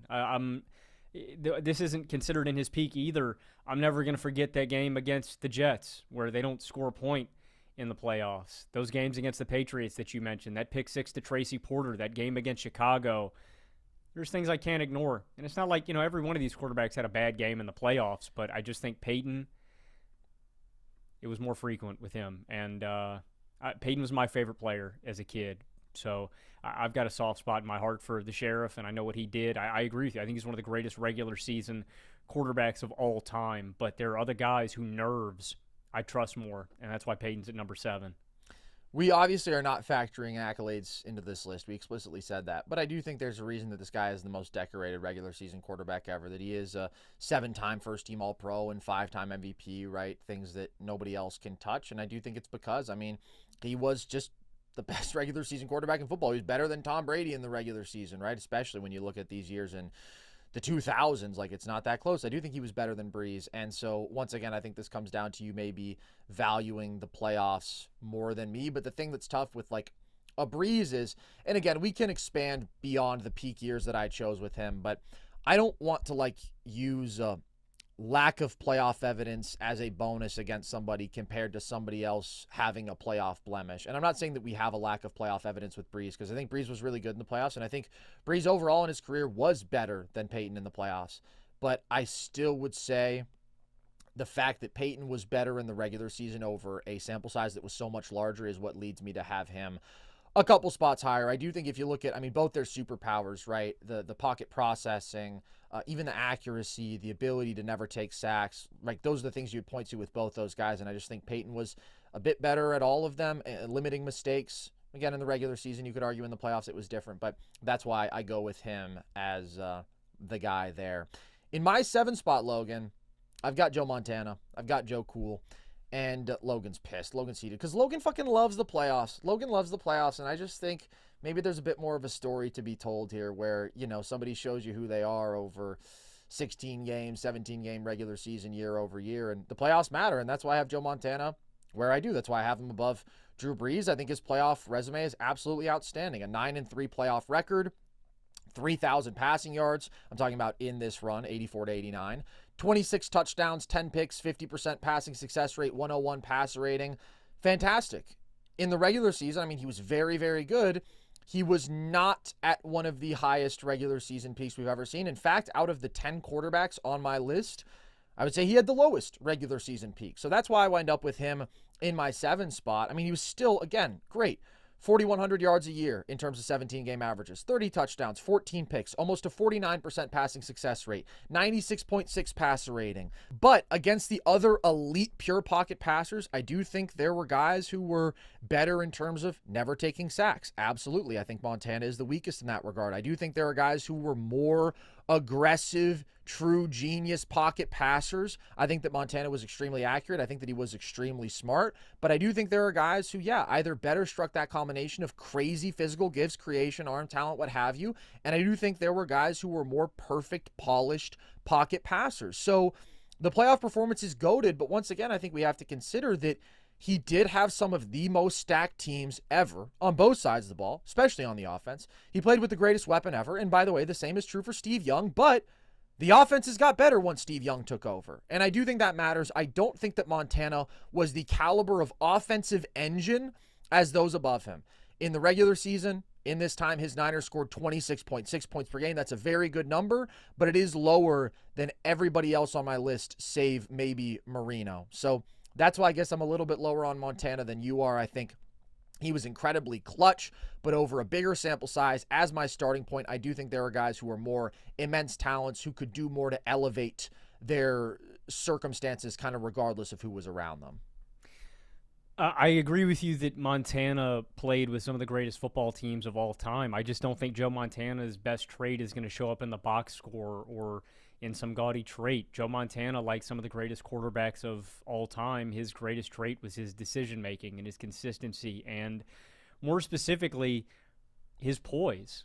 There's a reason that they call him Joe Cool. He is the captain of the ship. He's always cool, calm, and collected, precise, poised, and prudent, and he brought you elite decision-making and composure regardless of the circumstances. I'm not going to hold against Joe Montana the fact that he didn't have some of these elite physical traits, because it's like basketball evolution. I'm not going to criticize somebody in the 1980s for not having the skill set of a guy in the 2010s. Joe Montana was the perfect quarterback necessary to captain great offenses of his era. And again, his superpower was his accuracy, his composure, and his decision-making. And I think those are the traits that lead you to playoff success more often than any others, any physical attribute that you can point to. So I agree with you. There are guys that have incredible legs, have incredible abilities to extend plays and make plays that Joe Montana probably physically wasn't capable of, that have ridiculous arm talents. Joe Montana wouldn't be a top 10 arm talent in NFL history to me. So I agree with you. Like,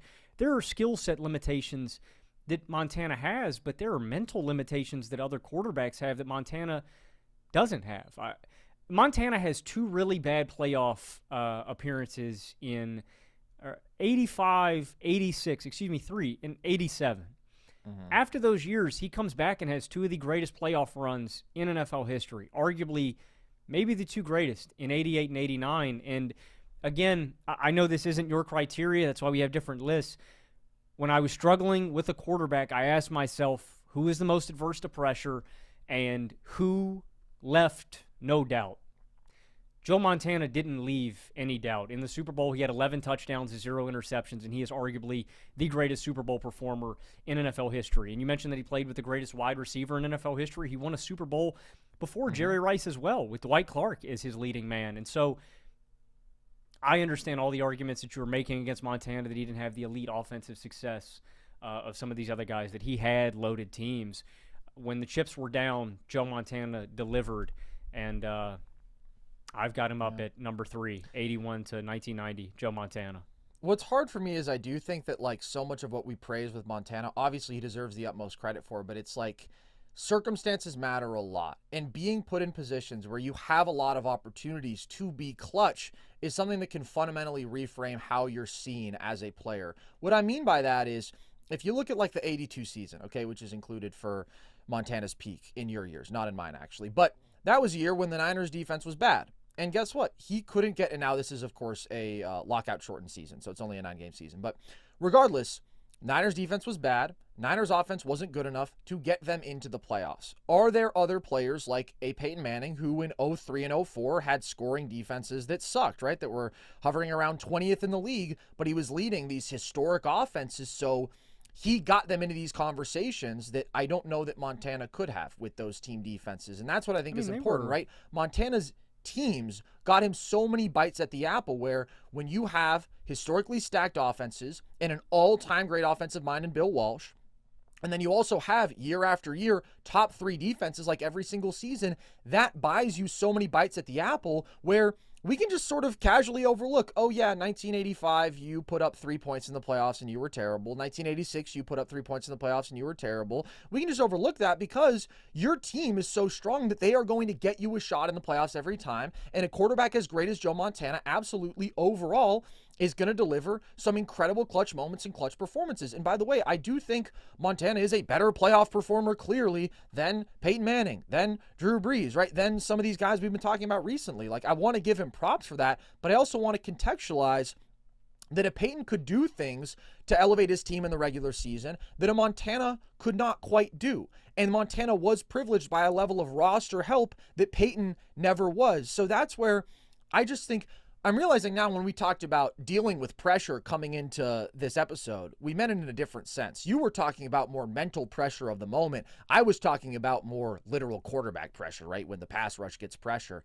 And I think we have seen that difference bear out where absolutely Joe Cool, I mean, he's got some of the greatest Super Bowl performances ever. I do think, yeah, he is the greatest Super Bowl performer ever. I mean, you say Brady because he's been there 10 times, but in terms of, hey, your average performance when you got there, I think it's Joe Cool. But when I look at the regular season, when I look at even some of the other playoff performances, is it a top 5 resume? No. And I think the whole picture of that really does matter. I don't distill a quarterback's legacy value down to 4 games, regardless of how great they are in those 4 games. I think it's a bigger picture than that when you think about who was greater, who would you want to start with. And yeah, there's 6 guys I would take over Joe Montana. And Montana was the best quarterback in that regard in the 80s too, you know. In what regard? The best offensive quarterback in the 80s. There's nobody that was better. Mm-hmm. Not Marino, not Elway. He was the best of his era. Yeah, and I have both those guys lower. But then I do think, I mean, again, Steve Young was dropped into the same offensive infrastructure and I think was more talented and led better, more efficient offenses, and I think that context is important.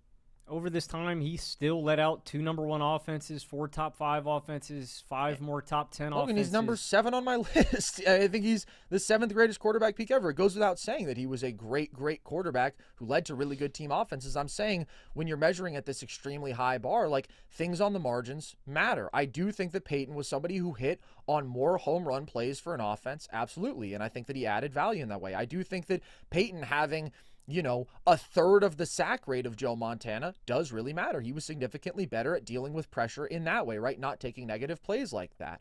And I think that's why there are certain guys who led to even higher heights of all-time great offense without as much help as Montana. That's all I'm saying here. I think the guy's amazing. I think in terms of pressure performance, yeah. I mean, he is clearly one of the absolute greatest ever, and I still have him at number 7 on my list. I just think this comes down to a difference in criteria and again, I just think some of the small sample size stuff, I don't put as much stock into as you do. So I have Montana 7. Who's in your 7 spot? I have Peyton from 03 to 13 in my 7 spot. Okay, we already covered that. And then I had Steve Young at 6, and you had Drew Brees at 6. I have 08 to 16 Drew Brees at 6. Okay, so we're into the top 5, where I had Peyton Manning in my 5 spot. And in your 5 spot, you have? In my 5 spot, I have 2020 to 2025 Josh Allen, and he's just one of the most talented and versatile quarterbacks in NFL history. When you're thinking about the modern NFL, what do you want in a quarterback? You want a guy with a massive arm. You want a guy that can create with his legs out of structure when pressure gets home. And you want a guy that is able to strike that balance between taking risks, limiting mistakes, but also making the right decisions. And I think Josh Allen has found a really nice balance between all of that. If it's hitting the open receiver underneath, taking shots downfield, creating with his legs, Josh is one of the most talented guys in NFL history. If you were asking my most talented quarterbacks ever, and again, it's hard to do this with era because kind of like we mentioned, you can't have Josh Allen before you have, that scrambling archetype just didn't exist. You can't have Allen before you have Cunningham, right? Like quarterbacks today just have to be equipped with a different skill set to succeed because the game has changed. And so I try to not penalize quarterbacks who didn't have that skill set back in the 80s or 90s. But I do understand that that's way more valuable in today's NFL than ever before, that ability.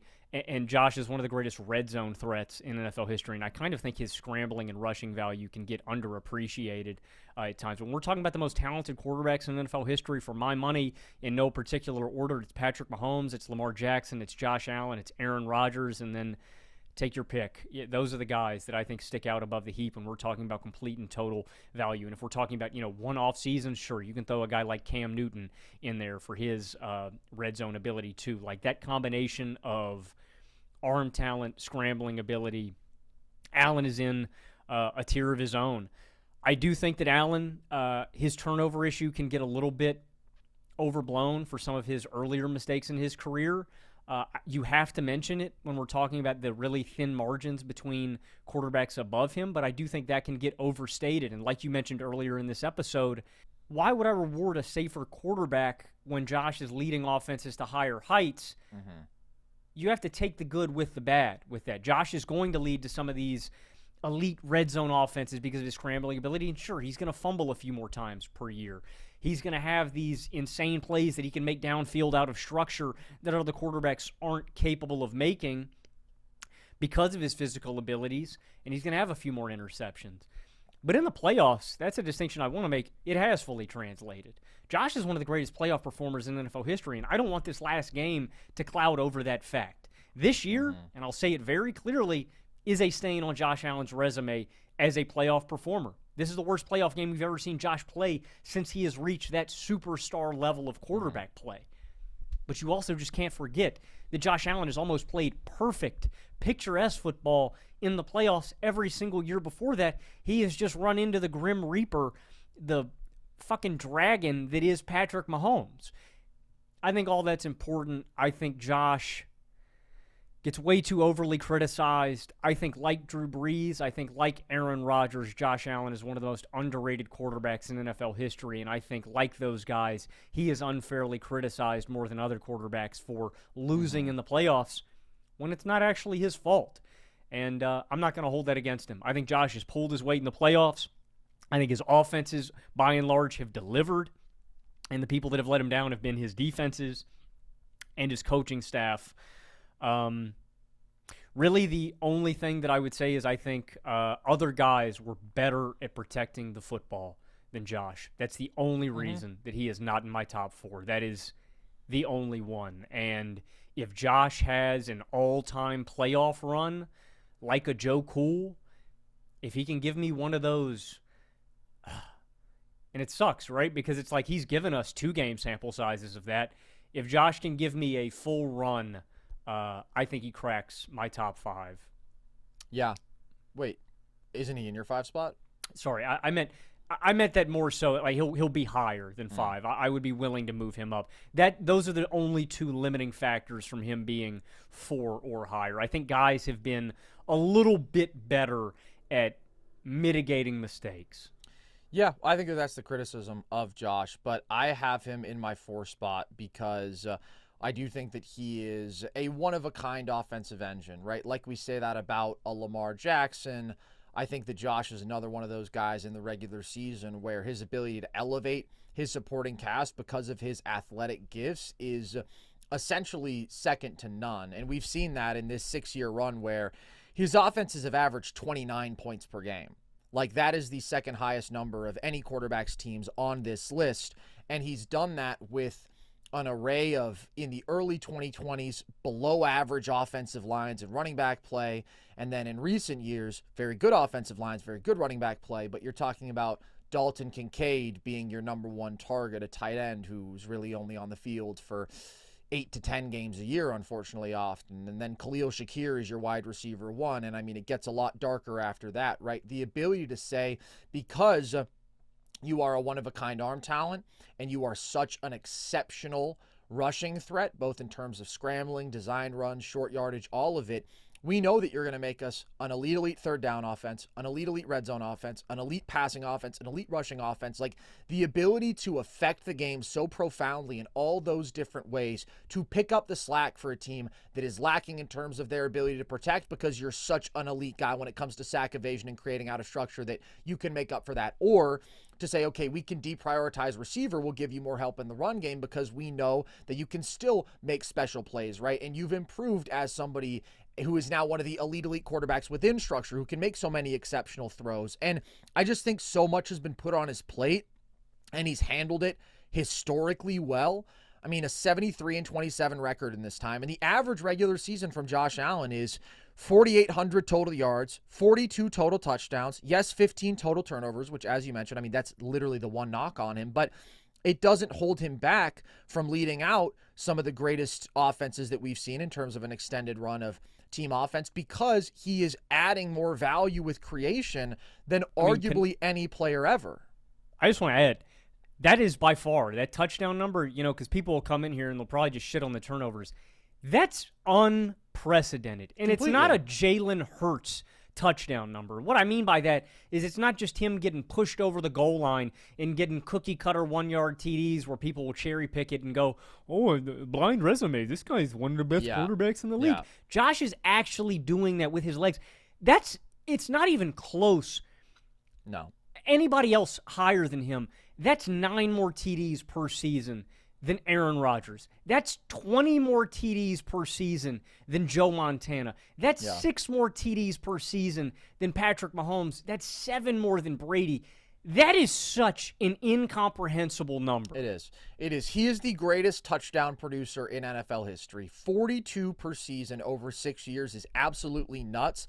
And like 32 passing touchdowns a year. And then you look at the rushing touchdowns, and I've literally gone and done the breakdown of, okay, what percentage of these are quarterback sneaks? And like you said, for Hurts, I mean, the percentage is well more than twice as high as Josh's is. So obviously he has some tush pushes, but still, I think it's more than 2/3 of Josh's total rushing touchdowns are from at least beyond 2 yards, right? So legitimate either scramble or design run situations where he's bringing real value with his legs. Although being unstoppable in short yardage situations is obviously a value that he and Hurts have, right? Where like they are crazy strong, and that's a difference. But I think overall Josh is by far the more valuable runner. I think that Josh, because of not just the short yardage stuff, but what he does as a scrambler where he's on a different level than Hurts. And then you get into the dimensions of mobility where his ability to throw on the run, right? His ability to evade pressure and really never take sacks until this year. But overall, a 4.7% sack rate with how long he's able to hold the ball is really crazy. I mean, he is probably the toughest guy ever to bring down at the quarterback position when you account for elusiveness and strength. Him or Ben? Yeah, but he's just more elusive. I mean, Ben's very stronger. elusive. Ben is... I don't know, dude. Ben is fatter. Josh is crazy strong. Ben is strong. Go back. Please go back. Bro, I don't need to. I know what you're talking about. Have you seen Josh Allen? I mean, the ability to hold somebody off with one arm, it is so ridiculous. The number of times he wins one-on-one versus a pass rusher, I've never seen anybody do it like him. I think he's the best ever at it. I disagree. But Ben is absolutely great at it. To me, the top two when it comes to sack evasion are Josh and Mahomes. And Lamar is obviously in that conversation with sheer elusiveness, but Lamar has always taken more sacks than those guys, in part because he just holds the ball for so long. He's always taken a higher percentage of sacks than those guys. So that's a supreme ability of his. But yeah, I think that ability to blend the elite scrambling with the elite short yardage rushing, where I think he's the most valuable ever, it makes him the second most valuable rushing quarterback ever. And Lamar is number one. And what Lamar does in terms of, I mean, just the terrifying threat that every single time he might keep it, right? How lethal that makes every single sort of option look. And the extent to which Lamar bends the defense to open up easier passing opportunities with his rushing threat alone, that is different from anybody else. But I do think Josh's value in terms of red zone, in terms of short yardage rushing, I mean, I think it's, the best that we've ever seen. I mean, a rushing success rate of over 61% is absurd. And so that's why I do think he's the best red zone quarterback ever. The Bills are an elite red zone offense every year. They're number 2 in overall red zone percentage since 2020. And Josh is far and away the biggest reason for that. They're also number 1 in third down percentage. And I have said when it comes to a gotta have it down, to me, the top 2 ever, when talking about third down, fourth down, it's Patrick Mahomes and it's Josh Allen, because of the fact that they can both be so lethal within structure as pocket passers, but then also the ability to make insane plays out of structure with their legs or just getting into the scramble drill, right, and making some sort of superhuman play. They're the 2 best ever at making superhuman plays, and oftentimes that's what a gotta have it down comes down to, and that's why I think Josh Allen has led the best third down offenses overall in this time. So in terms of skill set, he's got it all. He's like an all-time great arm talent. He's an all-time great mover. He's got ridiculous size. I think he's refined so much in terms of his pocket presence, his decision-making, where, 2024 Josh Allen, I think, is one of the greatest quarterback seasons ever. And then in the playoffs, as you said, the guy has an 8-6 record, and he has produced over 4,300 yards of offense, and he has 39 touchdowns against 9 turnovers, and he's got a passer rating of 105, right? And he still keeps sacks low in that setting. And he's so effective on the ground. Like, you have to understand, this dude, when it comes to yards per game in the playoffs, when it comes to touchdowns per game in the playoffs, when it comes to touchdown to turnover ratio, even after the game he had against Denver, he's still top 3 all time in all those categories with a minimum of 8 games played in the playoffs. And even the Denver game, which I agree, it's the worst playoff game that Josh has played since he became a superstar. there's important context there. I mean, some of the stuff that I've seen people say about that game is just so absurd. Honestly, what I would compare it to is the game that Lamar played against the Bills last year in the playoffs, in the 2024 playoffs, where both guys made some big plays, but they also made a couple key mistakes, left a couple plays on the board, and that's what cost their team. And we hold these guys to such a high standard that, yeah, that's a disappointing performance for those guys, right? We expected more. But when I see Cam Newton come out and say, oh, this performance is comparable to C.J. Stroud having one of the worst quarterback performances ever, it's like, well, let's appreciate the guy who produced over 350 yards of offense, who got his team to 30 points, who led his team from down double digits and let a go-ahead touchdown drive to go up 27-23, and then got them back in field goal range. And, you know, they had 29 first downs in that game. Like, yes, Josh played below his standards because he made mistakes, and previously in the playoffs, he just hasn't made mistakes. He had been the best ever at not making mistakes in the playoffs. So that's where you criticize him. But you also have to understand, a bad Josh game, I mean, statistically, by EPA, it was still one of the most efficient quarterback performances of the playoffs. And even the 4 turnover stuff, it's like, okay, 2 of those are definitely on him. Is the strip sack on him? Is the Brandon Cooks interception where he had possession of that ball and then lost it, is that on him? Like, personally, I say no.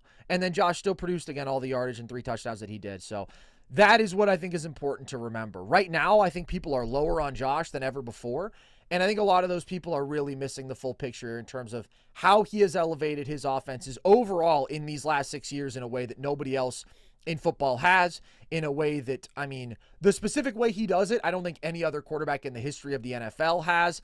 And that's why I got to have him here. The regular season resume is all time. The per game playoff performance is all time. Now, it's not Brady and it's not Mahomes in the playoffs. But again, and I don't want to continue to beat this Josh stuff like a drum, but, you know, I made this video on the misconceptions around Super Bowls as a measure of quarterback performance. And really one of the simplest things to do is just, all right, blind test. If I show you this quarterback's numbers and I say their team scored this many points, can you tell who is who on this graphic? And if you put up, over the course of their careers, Josh Allen and Aaron Rodgers and Drew Brees numbers against Tom Brady's, on a per-game basis, Tom Brady has the worst statistical production of all of those guys in the playoffs. And I still think he's the best playoff performer because situational excellence matters, and he's been so great. But go watch that video if you want the more in-depth breakdown. The biggest difference is, you know how many points per game their teams have allowed in the playoffs? For Drew Brees, it's over 25. For Aaron Rodgers, it's over 26. For Josh Allen, it's basically 25. For Tom Brady, it's 20.8, right? Like, that help factor is so important, and that's what I think always you have to come back to with Josh, where he loses a game in which he was perfect and they scored 36 points, and he loses a game where they score 29, and he loses a game where they score 24, but also, I mean, his teammates sold him in a number of ways in that game with missed field goal and a terrible drop and all this stuff, right? Like, Josh has consistently been exceptional in the playoffs. He's played at an all-time great level, and the lack of a Super Bowl to me is because of how many factors there are in who wins and loses a football game. So I have him at number 4. I feel largely similar about the guy in my 4 spot, and specifically what you're saying about the lack of a Super Bowl and it being held against this guy. I have Aaron Rodgers in my 4 spot. Again, I have a longer peak just because Rodgers was able to sustain it longer. You could shorten it to maximize his athletic traits and prowess. You could lengthen it like I did to give credence to his brilliance and his brain and how his game aged so gracefully. So my peak is 2011 to 2021. You can kind of tweak that however you want. I think Aaron Rodgers is the most underappreciated quarterback in NFL history. And like I mentioned earlier, one of the most talented and physically gifted quarterbacks in NFL history. By and large, I think Aaron Rodgers perfectly blended the balance of taking risks in shot plays and blended it with limiting mistakes and knowing when to bite the bullet. And what I mean by that is not taking risks through the air to make sure he doesn't throw interceptions or turn the ball over, or throwing the ball away so he doesn't put the ball in harm's way. Rodgers just got it. And he blends that elite football genius with these amazing physical traits. There are just things that Rodgers is capable of that other quarterbacks simply couldn't do. Getting out of the pocket and creating with his legs to throw a pinpoint shot 75 yards down the field. I mean, it's stuff that quarterbacks simply aren't capable of. On average, Rodgers is giving you 34 TDs per season, just 6 interceptions, 5 fumbles, 284 yards per game, 65.6% completion percentage. And over this stretch, he gave you 3 number 1 offenses, 2 more top 5 offenses, 2 more top 10 offenses. And in the playoffs, he turned the ball over a few more times. He took slightly more sacks. He was just a little bit less efficient. But I think Rodgers almost perfectly replicated his value in the playoffs. And like we're saying with Josh, I think circumstances outside of his control are the reason that he wasn't able to get another Super Bowl ring. I don't think he had the infrastructure around him. And I'm going to make this argument for a few other guys. But, I mean, look at the receivers that he's maxing out. This guy doesn't have Devontae Adams until later in his career. And Devontae was awesome. One of the best receivers in football, certainly during the later stages in Green Bay. But he's elevating receiving cores of Jordy Nelson. Shout out Jordy Nelson, but Jordy, Randall Cobb, James Jones, anemic running games outside of a few years of Cheeseburger, Eddie Lacy. Aaron's the man. I think that, again, Super Bowls and winning in the playoffs can kind of cloud some of our judgment, and maybe I'm a victim of that as well. But I don't know what else Aaron Rodgers could have done. I feel like the exact same way about Josh Allen. And, again, the only reason that Josh isn't higher up is because I think all these guys were better at limiting mistakes than Josh has been. But I just don't know what else Rodgers could have done to – he maxed out these teams. I think he did everything. He took that towel and he squeezed every drop of water that he could have out of those units, and I don't hold it against him that he only has 1 Super Bowl ring. Again, I think he is one of the 4 most talented quarterbacks I have ever seen the position. I would wholeheartedly listen to an argument that he should be higher on this list. Yeah. But for me, Rodgers comes in at number 4. So I have Rodgers at number 3. So we're pretty much in lockstep with where we have him and Josh, and I think a lot of the same stuff applies, right? When I think about, again, 2 quarterbacks who were so monumentally great yet underappreciated because of a lack of deep playoff team success due to factors out of their control. And by that, I really just mean Super Bowl count, right? Rodgers only having the 1 in the 1 appearance, Josh not having 1 yet. Those are the first 2 guys who come to mind. And again, I really did a deep dive into this. And if you just look at performance in playoff losses, right, which is ostensibly what people are holding against these guys, right? Okay, they say they weren't good enough in the big games. They weren't good enough in the big moments.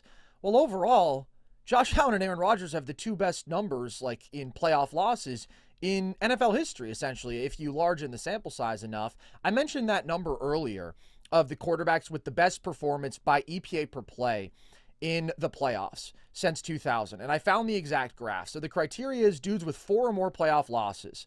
And there's 32 of them on this list. And Josh Allen was second in EPA per play, behind only Stafford. But his team's defense ranked absolutely dead last, right? The worst performing defense of anybody here.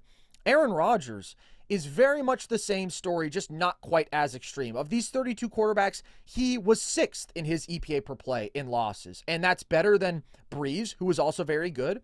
And it's significantly better than Brady and Peyton and Mahomes and some of these other great quarterbacks we're talking about in Lamar, right? So that's important to contextualize. How do you perform in the loss, and how does your defense perform? Well, Aaron Rodgers' defense has performed horribly in his playoff losses in Green Bay, and they allowed almost 34 points per game.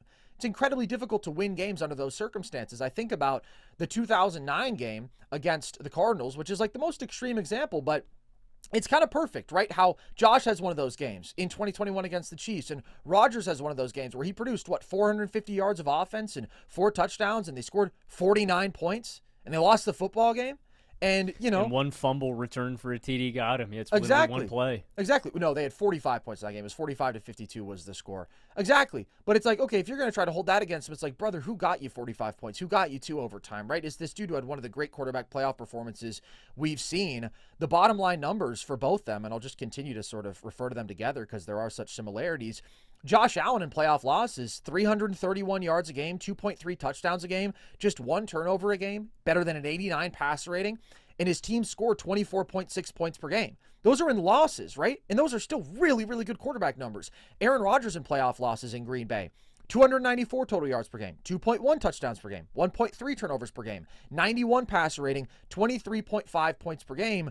There's just that common thread of these guys being elite consistently, but even being really good as their teams lost and that being unfairly held against them. So I'm extremely high on Rodgers. I mean, I think he is one of the supreme talents to ever play this game. I think he is, all things considered, a top 2 arm talent ever. I think when it comes to arm strength, I would go with both Mahomes and Josh over him. And honestly, I think even a Caleb Williams.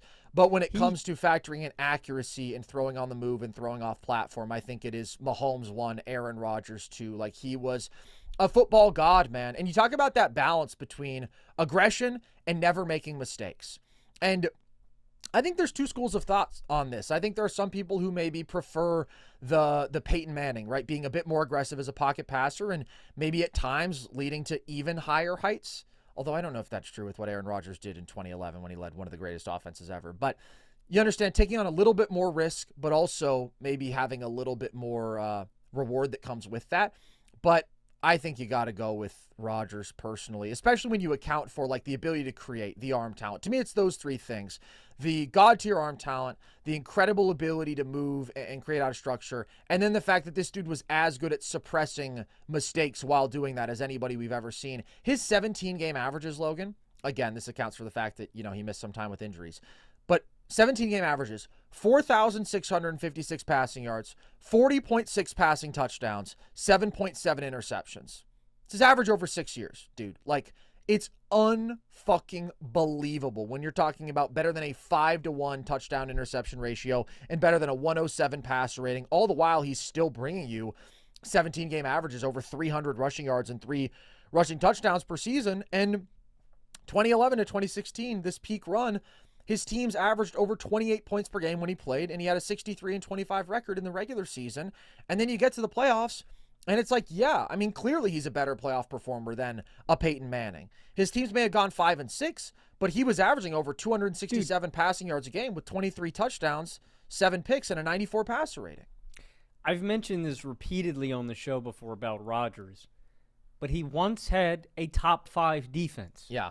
And that year, he won the Super Bowl. Like, right. And then you look, he had like 5 other seasons where the Packers were top 15. Every single season, he is getting to the divisional round or further. Mm-hmm. Like, there is just, football, as you mentioned, is the ultimate team sport.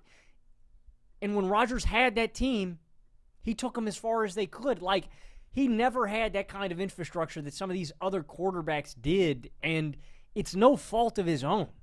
You give Rodgers the defenses that Brady had, and I guarantee the guy's a 4-time plus Super Bowl champ. Maybe more. I agree. You know, like, that context is so important, and I actually think Rodgers was a victim of his own success.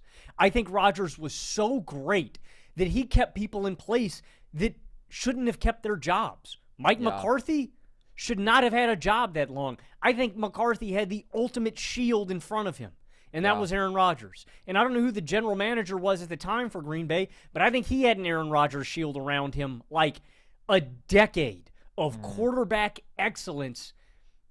Aaron Rodgers was like the sun coming up in the morning, man. He just reliable. You knew exactly what you were getting. He was going to consistently deliver, and I just don't think he ever had the teams around him that could have done it. The only, and I've gone back and I've looked at the years, I think there are 2 years that you can point to where Rodgers let his team down, and the most damning one, ironically, is the Seahawks loss, where if the Packers recover an onside kick, they still win that game and could have gone on to win a Super Bowl. He played shitty in that game, and he played shitty in another game, but like there's 2 games that you can point to where Rodgers didn't deliver, and all of the other losses are where his defenses allow 35 points. They allow 30 points. They allow 20-something points. And then, you know, the other one that you point to is like where Kevin King gets fucking cooked by the Buccaneers, and it's like, I don't know, you want Rodgers to go play cornerback too in that game? Like, I just think, like I mentioned earlier, I think Rodgers squeezed every single drop of points and wins out of those teams that he could have gotten. I totally agree. I mean, if you look at the years that he led number 1 offenses, you know where his defense is ranked in terms of points allowed per drive? 17th, 19th, 23rd. Like, that's the point here, right? It's so important in your legacy in terms of how the average person is going to perceive you. Luck. The fact that Tom Brady was able to win 2 Super Bowls in which his team scored 13 points, when every other team in NFL history, his offense has scored 13 points. Every other team in NFL history, under those circumstances, in the Super Bowl, 0-45 combined. Tom Brady got 2 wins because his defense held the Rams to 3 and because his defense had another great performance, and they also had a punt return touchdown in an earlier Super Bowl. Like, it's so important. Aaron Rodgers was absolutely failed by his circumstances. And look, I don't think he's a particularly likable guy. Maybe he's not a great leader, whatever you want to say, but the talent was monumental. The offensive results were sensational. He had several of the greatest quarterback seasons ever. 2011 is top 5. I know I've said that about a few seasons, but that's because we're talking about the greatest quarterbacks ever. 2014, 2016. And then, yeah, I wouldn't include 2020 and 21 at his peak, even though the numbers are incredible, just because I think the difference in creation did matter to me. But again, we just have different criteria for how long we're considering a peak here. And throughout, I mean, what happened if it was Ted Thompson, if it was Brian Gutekunst? Like, these guys deprioritized offense because they were like, we're good. We know that Aaron's got us there, right? We need like one really good weapon, and he's going to carry the rest of our team. And, our run game can be just okay and whatever. Aaron's got us. And they kept trying to hit on defense, and they could never fucking hit on defense. They could never put a good defense on the other side of the ball. So that really is the Aaron Rodgers story. I mean, so much all-time great individual performance, and yeah, lack of Super Bowls because of failures of those around him. But I really do think people can talk about, oh, well, the numbers don't tell the whole story with playoff performance or whatever. And I'm like, yeah, there's context to everything. But is it better to look at whether or not a quarterback's team won the game or how that quarterback's numbers were, right? The latter is better because the latter is closer to a measure of individual performance, whereas the former is purely a measure of team performance. And Aaron Rodgers' playoff numbers are some of the greatest ever. And his regular season numbers are even better and obviously like top 5 all time. And I just think some people get off on hating on the guy, and it's stupid and it's unfair, and it speaks to everything that's wrong about how we evaluate quarterbacks. And it's the reason people underrate Josh Allen, and it's the reason people underrate Drew Brees, and it's just backwards thinking with all of it. So, yeah, I think Aaron Rodgers is amazing. Like I mentioned, I think Brees may be the most underrated. I think Rodgers is the most underappreciated. The most overhated, probably. Yeah. It's stupid. And yeah, the point you said, man, I mean, if you gave him 2 years of Brady's support and defensive infrastructure, like, no question, this dude would have been raking in Super Bowl rings. Truly, I can say that with total confidence. I do have him above Josh Allen.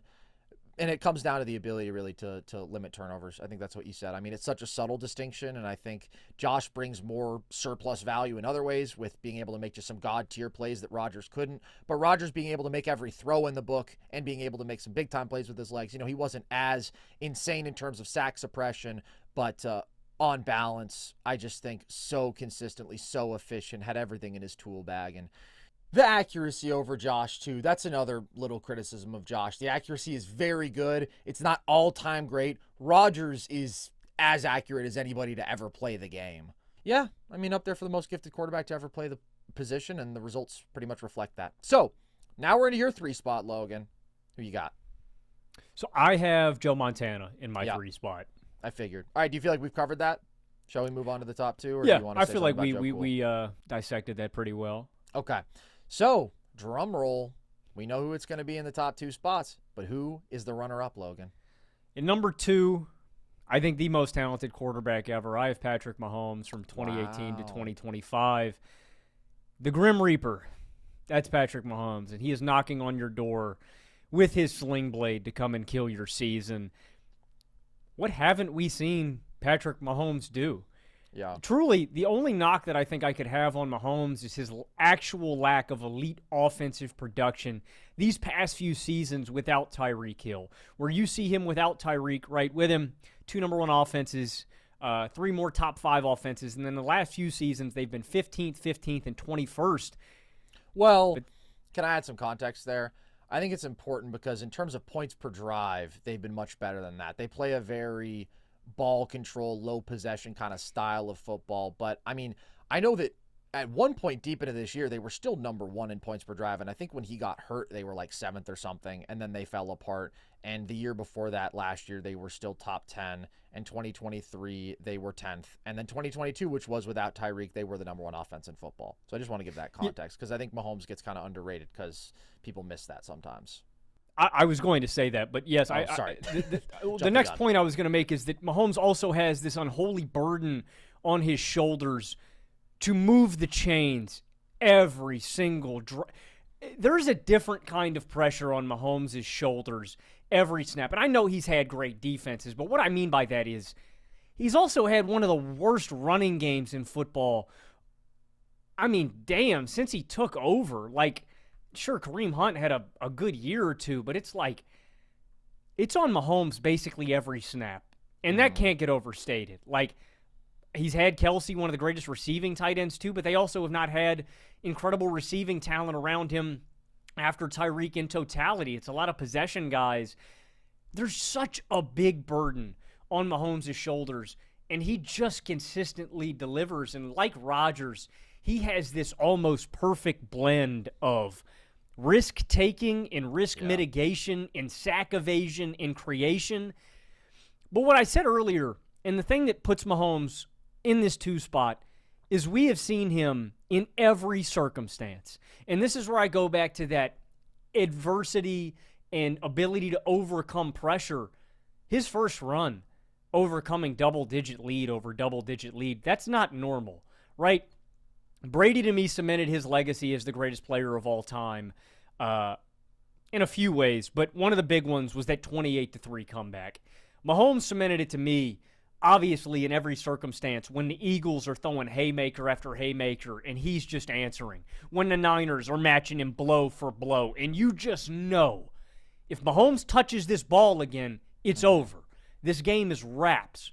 And in his first run, when he is facing these incredible deficits, and you just know, if he gets enough opportunities, this game's in the bag. There's a reason I call Mahomes the Grim Reaper. Because if you leave time on the clock, he is coming to kill you and end the game. And he has got every tool in his toolkit, the way we're saying about Rodgers, where pressure can get home. And guess what? You got all the coverage blanketed downfield. You didn't spy. Sorry, buddy. Mahomes can get out of the pocket and create with his legs. You think you've got him buttoned up? Mahomes can hit you for 60 yards downfield. There is just nothing on the football field that Mahomes can't do. And he has got an immaculate playoff resume that only rivals the greatest player in NFL history in Tom Brady.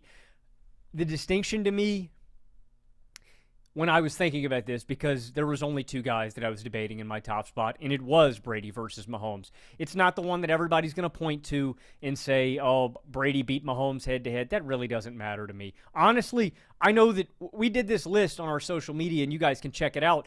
The worst Super Bowl performances, what was it, by EPA? Yeah, per play. Since 2000. And Mahomes has 2 of those games.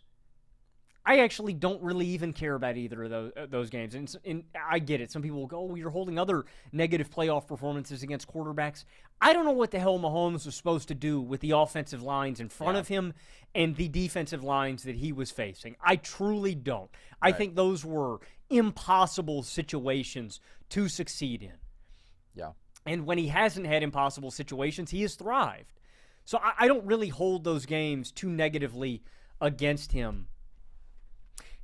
Basically, it was who instills more fear into me. And it's Brady. Wow. And I'll get into that, and I'll make the argument for Brady here in a minute. Basically, I just thought, who would I rather have under center? Again, I've said this with multiple guys. Who was I more scared to face? It's Brady. And that's why I gave the nod to him. And also the fact that when I come back to Brady and I'm saying there's not a consistency with my peaks, I thought about having Brady's prime from 2007 to 2021. I'm going to argue that the guy peaked from 37 to 44. Like, that's not normal. And I'm going to make the argument here for in a minute why I think Brady is the GOAT and peaked higher than any other quarterback in NFL history. I don't think Brady compares to Mahomes as a pure talent. When we're talking about arm talent, Mahomes clears. When we're talking about a leg talent, Mahomes clears. But there's a few categories that I just think Brady is incomparable to, and that's why he's going to be my number 1. But I'll get into that in a second. That's interesting. I have Mahomes number 1. And I went 2018 to 2023. Do I think that Mahomes has gotten worse? No. But, again, I'm going with, like, these 5-6 year stretches for the most part, so I went with a 6-year stretch for him. And I do think 2024, the Super Bowl performance, I mean, I agree with you. The circumstances were pretty much untenable, but he still was not good in that game. And then this year, I mean, I thought he was carrying the team, and you saw how awful they were without him. But nevertheless, with injuries, I'm like, I'm just going to keep it to his best 6 years, and I do think that is 2018 to 2023, over which he went 73 and 22. His team's averaged 29 points per game. And in the regular season, an average Mahomes year was 5,000 total yards, 38.5 total touchdowns, 12 turnovers, 104 passer rating, 3.9% sack rate, like absolutely preposterous volume and efficiency combination. And then you get to the playoffs, and I do believe he's the greatest per game playoff performer in NFL history. Like, I really think it's pretty clear.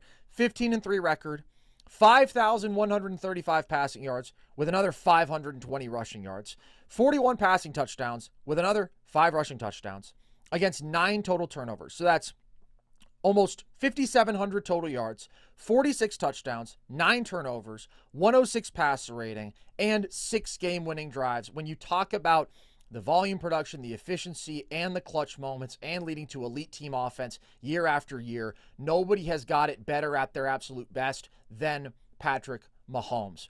And I do think he has done stuff that Brady has never done when it comes to winning Super Bowls, getting to Super Bowls, but particularly winning multiple Super Bowls with mediocre defenses. I mean, that's what he did in 2019. That's what he did in 2022. Teams that were ranking, I think, 15th and 21st in points per drive allowed. Tom Brady never won a Super Bowl with a defense that was not top 8. And I do think the ability that Mahomes had, I mean, if you look at that 2019 run, right, regardless of what his defense was doing, to rise up and say, okay, you put up 31, we'll put up 51, we'll put up 35, we'll put up 31. Like, to be so overwhelmingly dominant offensively as to never leave the result in doubt, there's a reason that this guy already, at just 30 years old, has more playoff wins in which his opponent scored 29 or more points than any other quarterback in NFL history. He's already got 4 of them. That is the ultimate superpower of Patrick Mahomes. To be, simply put, the greatest quarterback talent to ever play the game, who is also as great a pressure performer as there has ever been. And I do think, again, if you're starting from scratch, like if we compare him to the other absolute greatest talents ever, okay, the greatest raw talents, a Rodgers, a Josh Allen, whatever, the physical freaks, versus Rodgers, who I think he's probably more similar to, actually. He's just a little bit better at everything, dare I say. I mean, the arm talent is just a little bit crazier. The mobility is up another level, especially when it comes to like his true scrambling threat. I would give Rodgers the edge in risk mitigation, in maybe decision-making. But that's very marginal. You get to the playoffs, and it's like, again, I mean, over these 6 years, 46 touchdowns to 9 turnovers. That's the best touchdown to turnover ratio ever. Second best would be Josh Allen. So that's where I think, in terms of peak, which is what we're talking about, right? Per game playoff performance at your absolute best, I do think that Mahomes' 6-year run there clears any 6 or 7-year run that Tom Brady's ever had. Now, obviously, Tom Brady's the greatest quarterback ever because of what he did for 20 plus years, right? The totality of his body of work is unrivaled. But I do think when you talk about if we're starting from scratch, who do you want? I think Mahomes does more to carry an offense. I think Mahomes has proven that ability to win Super Bowls with mediocre defenses, to go to 2 more Super Bowls in which his team defenses were outside the top 10 in points per drive allowed, right? Like, nobody's ever done that. Football is the ultimate team sport. It is the ultimate, hey, if you won, guess what? It's because you had a great roster. It's because your defense did X, your receivers did Y, your offensive line did Z, your coaching was great. Like, it's such a collective achievement.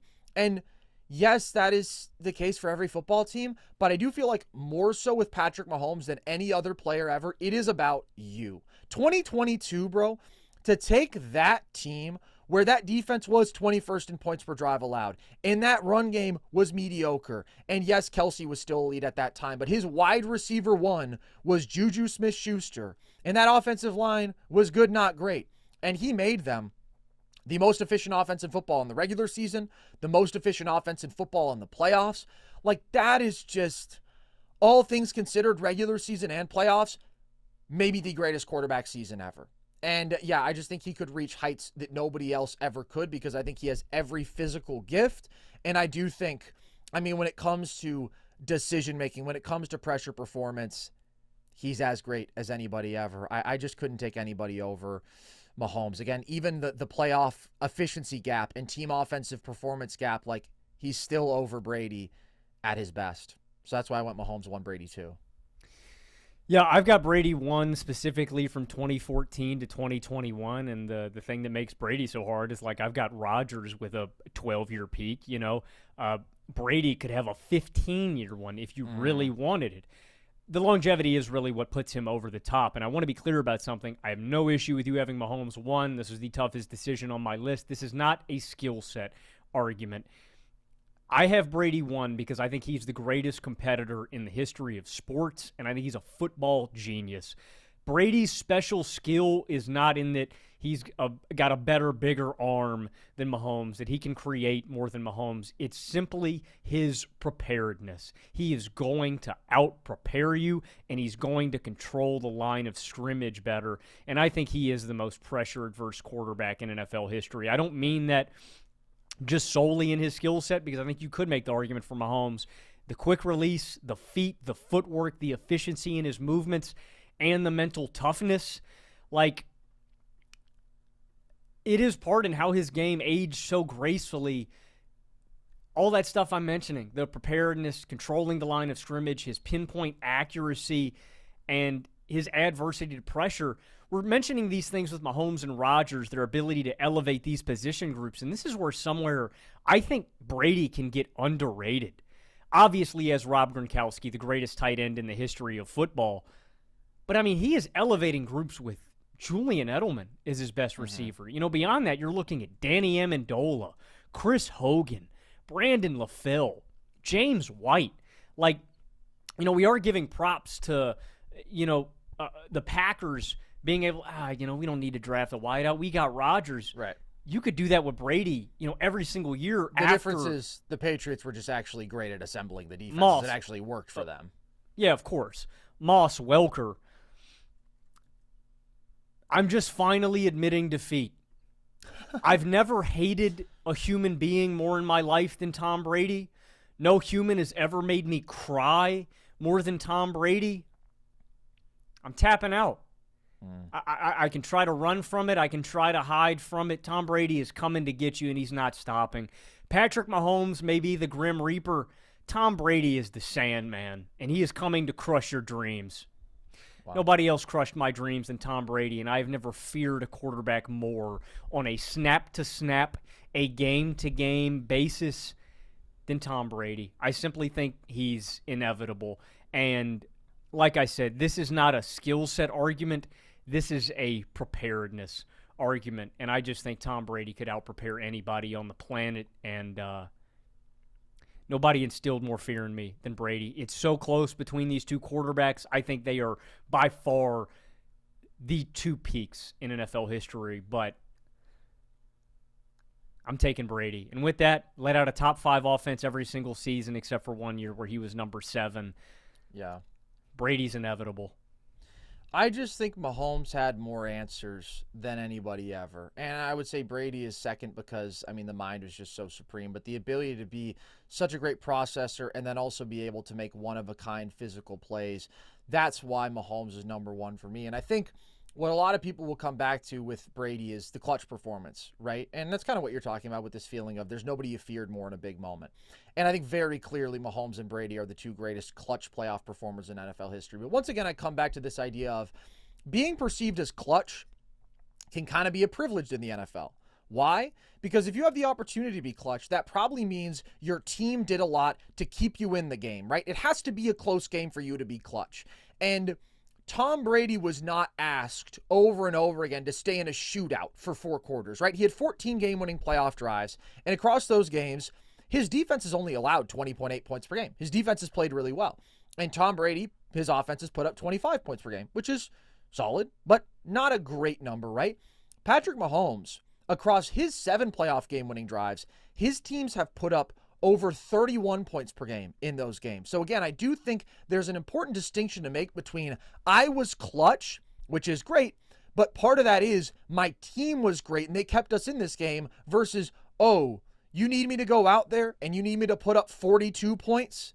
Okay, I can do that because our opponent put up 36. I can do that. Oh, our opponents put up 35. You need me to put up 38. I can do that. Of course, both guys had moments like that, right? Tom Brady led the greatest comeback in NFL history. My point is the averages tell the story here. More consistently, who has had more on their plate than anybody else and still been able to spur the highest levels of team success? It's Patrick Mahomes. So again, I come back to my idea. If I'm starting from scratch, give me 5 to 7 years of somebody at their absolute best. I want Patrick Mahomes. I want how Patrick Mahomes started his career. It's clear to me, but Brady is outstanding. And as much as we can talk about help, I think you hit the nail on the head there. The difference in help is defensive, right? That's where Brady had so much more support than any of these other guys. And that absolutely manifested in a big difference in terms of Super Bowls and playoff wins and all this stuff. But in terms of offensive brilliance, like, let's not take away from the fact that I went with 2010 to 2016 for Brady. I think that was his peak. I think that's when, again, he had the game fully figured out. And 2007 is his best statistical season. He did have Randy Moss. This is the best 7-year run to me.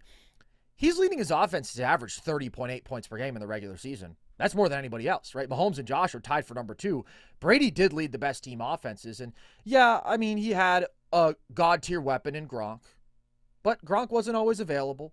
And as you mentioned, the receiver talent was often just like solid to pretty good. The offensive lines were pretty good. My point is, the defenses were stacked. The offenses weren't. The offenses operated like all these other guys, which is, hey, we have a superhuman quarterback. We need that guy to carry. And Brady was just about as good at that as anybody ever. Again, I think the only guy I would take above him is Mahomes. And the 17-game regular season averages for Brady in this time, I just think this is when he was best at, like, never making mistakes. You know, this is when I just think he was always one step ahead of the defense. He had just seen so many looks.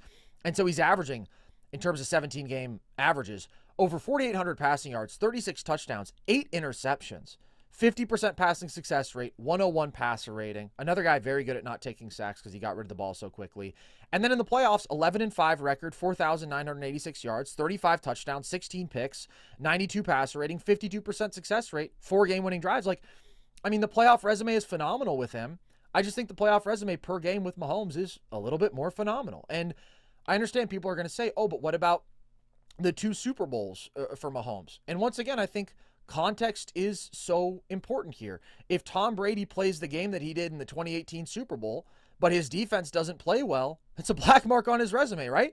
Tom Brady also did have a performance in 2007 where he did have one of the most stacked offenses ever, and they put up 14 points, and the offense failed in that game. And Tom Brady has a terribly ugly playoff performance in 2009 against the Ravens, but because it wasn't the Super Bowl, it just doesn't get remembered. I mean, that is one of the worst statistical playoff performances of the century. And he's got another couple really rough performances against the Ravens in 2010 and 2012, I believe, like in that stretch in the playoffs. So my point That's why I went with the later version of Brady too, because that's when I think he had fully figured out everything. See, I don't know, because I think the best offenses he led overall are in the stretch that I chose, 2010 to 2016. And I think sometimes one playoff clunker, it's not a product of, oh, you weren't your best at that time. It's just, hey, anybody can have a bad game in a really bad matchup. And that's what happened to Brady, and that's what happened to Mahomes. And I don't think it speaks to a flaw with either one of them. I think it speaks more so to the inevitability of playoff football. And like, yeah, you're going to have a bad game, maybe because the team around you isn't good, maybe because the opponent is great, maybe because you play badly. It's going to happen at some point. It happened to both these guys, but I do think the highs have been higher with Mahomes. I think, again, the numbers, the production on average is better, and I think the skill set and the talent is better. So that's why I went Mahomes number 1. Yeah, I mean, I can sum it. He's going to out-prepare you. I think he is the smartest football player of all time. I think he controlled the line of scrimmage better than anybody else, and I think his decision-making, like, I don't think there's been a better quarterback mentally than Tom Brady in the history of football, and I value that more importantly than any other aspect of the position, and that's why Brady's number 1 to me. I get it. I mean, both of them have their incredible abilities to, like, overcome regardless, right? Because it's easy to say, okay, if you give me a team that has no offensive line, give me Mahomes over anybody else because of his ability to move, right, and evade pressure. But then it's also like, well, maybe Tom Brady, with his ability to get rid of the ball in 2.2 seconds, makes as good a case. Like, I would lean on Mahomes there by the slightest of margins, but they both have superpowers. They're very, very different, but there's a reason that they are the top 2 in this conversation and stand above the rest, even though I do think the gap between Brady and Rodgers, Allen, Peyton, all these guys in terms of peak, it's not as big as people think it is, because I think Brady gets so lionized because of the longevity, which is unparalleled, and because of, again, the Super Bowls where the team is such a huge factor and the unparalleled defensive help is such a huge factor. So there you have it, folks. Our top 10 quarterback peaks ever, Logan. Why don't you run down the list for the people one more time? Yeah, in my 10 spot, I have 2021 to 25 Matthew Stafford. In my 9 spot, I have 84 to 88 Dan Marino. In my 8 spot, I have 92 to 98 Steve Young. In my 7 spot, I have 03 to 13 Peyton Manning. In my 6 spot, I have 08 to 16 Drew Brees. In my 5 spot, I have 20 to 25 Josh Allen. In my 4 spot, I have 11 to 21 Aaron Rodgers. In my 3 spot, I have 81 to 90 Joe Montana. In my 2 spot, I have 18 to 25 Mahomes, and in my 1 spot, I have 14 to 21 Tom Brady. In my 10 spot, Dan Marino from 84 to 88. Number 9, Lamar Jackson, 2019 to 24. Number 8, Drew Brees, 2011 to 2016. Number 7, Joe Montana, 84 to 89. Number 6, Steve Young, 91 to 96. Number 5, Peyton Manning, 03 to 09. Number 4, Josh Allen, 2020 to 25. Number 3, Aaron Rodgers, 2011 to 2016. Number 2, Tom Brady, 2010 to 2016. And number 1, Patrick Mahomes, 2018 to 2023. I do think something that is very cool here is specifically there are like 5 to 7 year runs where I have 2 of those runs in which there are 3 different quarterbacks, right? Like 2010, 11 to 16, I have Brady, Rodgers, and Brees. And you could argue, well, Peyton, obviously, in the 2012, 2013, 2014 range, he's right there. And then I have basically, 2018, 19 to 24, 25 with Mahomes, Josh, and Lamar. I do believe those are the 2 greatest little eras in terms of the top-tier quarterback play that we've ever seen, and it's reflected on this list. I did forget to mention Dak Prescott, Logan. Did I leave off Dak Prescott? That is a huge oversight. I would have stormed off. I left off Dak Prescott. Can we get a shout to 2011 to 2014 Tony Romo? Pretty damn good. Pretty damn good. Somebody did once tell me that Tony Romo was a top 5 quarterback of all time. I think they were literally just looking at passer rating at the time, but Tony Romo was nice. Sucks as a commentator, though. Somebody also told me in the barbershop yesterday that the Buffalo Bills need a new quarterback. And then he told me that Lawrence Taylor was the greatest player in Buffalo Bills history. So then I thought, you know what? I think I know the level of ball knowledge that you're operating at. But maybe that's bliss, bro. Maybe that's bliss, Logan. Maybe we're way too deep in the trenches, and maybe it's truly the most wonderful thing to just think that Lawrence Taylor is the greatest Buffalo Bill there ever was. It's an interesting take. I'd never heard it before. Can I get the address of this barber shop? Nope. You can't get any address for me, buddy, because after you tried to send me what you tried to send me last week, Did you get it? matter. Did you I get got it. I got it. Yeah, it was disgusting. And so now I had to move, and you don't get to know where I am. You guys know where we are, though. Right here. YouTube, audio platforms, wherever you listen to or watch the podcast, you can find all of our stuff. And on YouTube, of course, we also have our video essays and video breakdowns. By the way, special edition of the pod coming in soon, the annual Oscars podcast I do with Jack Jokic Joestar. Expect that in your feeds very soon for you movie buffs, film nerds, something to look forward to. And you know where you can find our daily viral social media content. TikTok, Instagram at NerdSesh, Twitter at Nerd_Sesh. So we'll see how angry everybody gets at this list. It's one of the wonderful things about making lists, Logan. I find it to be a great joy. And the reality is no matter what, you're going to piss people off. And you just got to live with that. So hope you guys enjoyed. With that, as always, I'm Carson Brabber. I've been Logan Camden. And this was Nerd Sesh.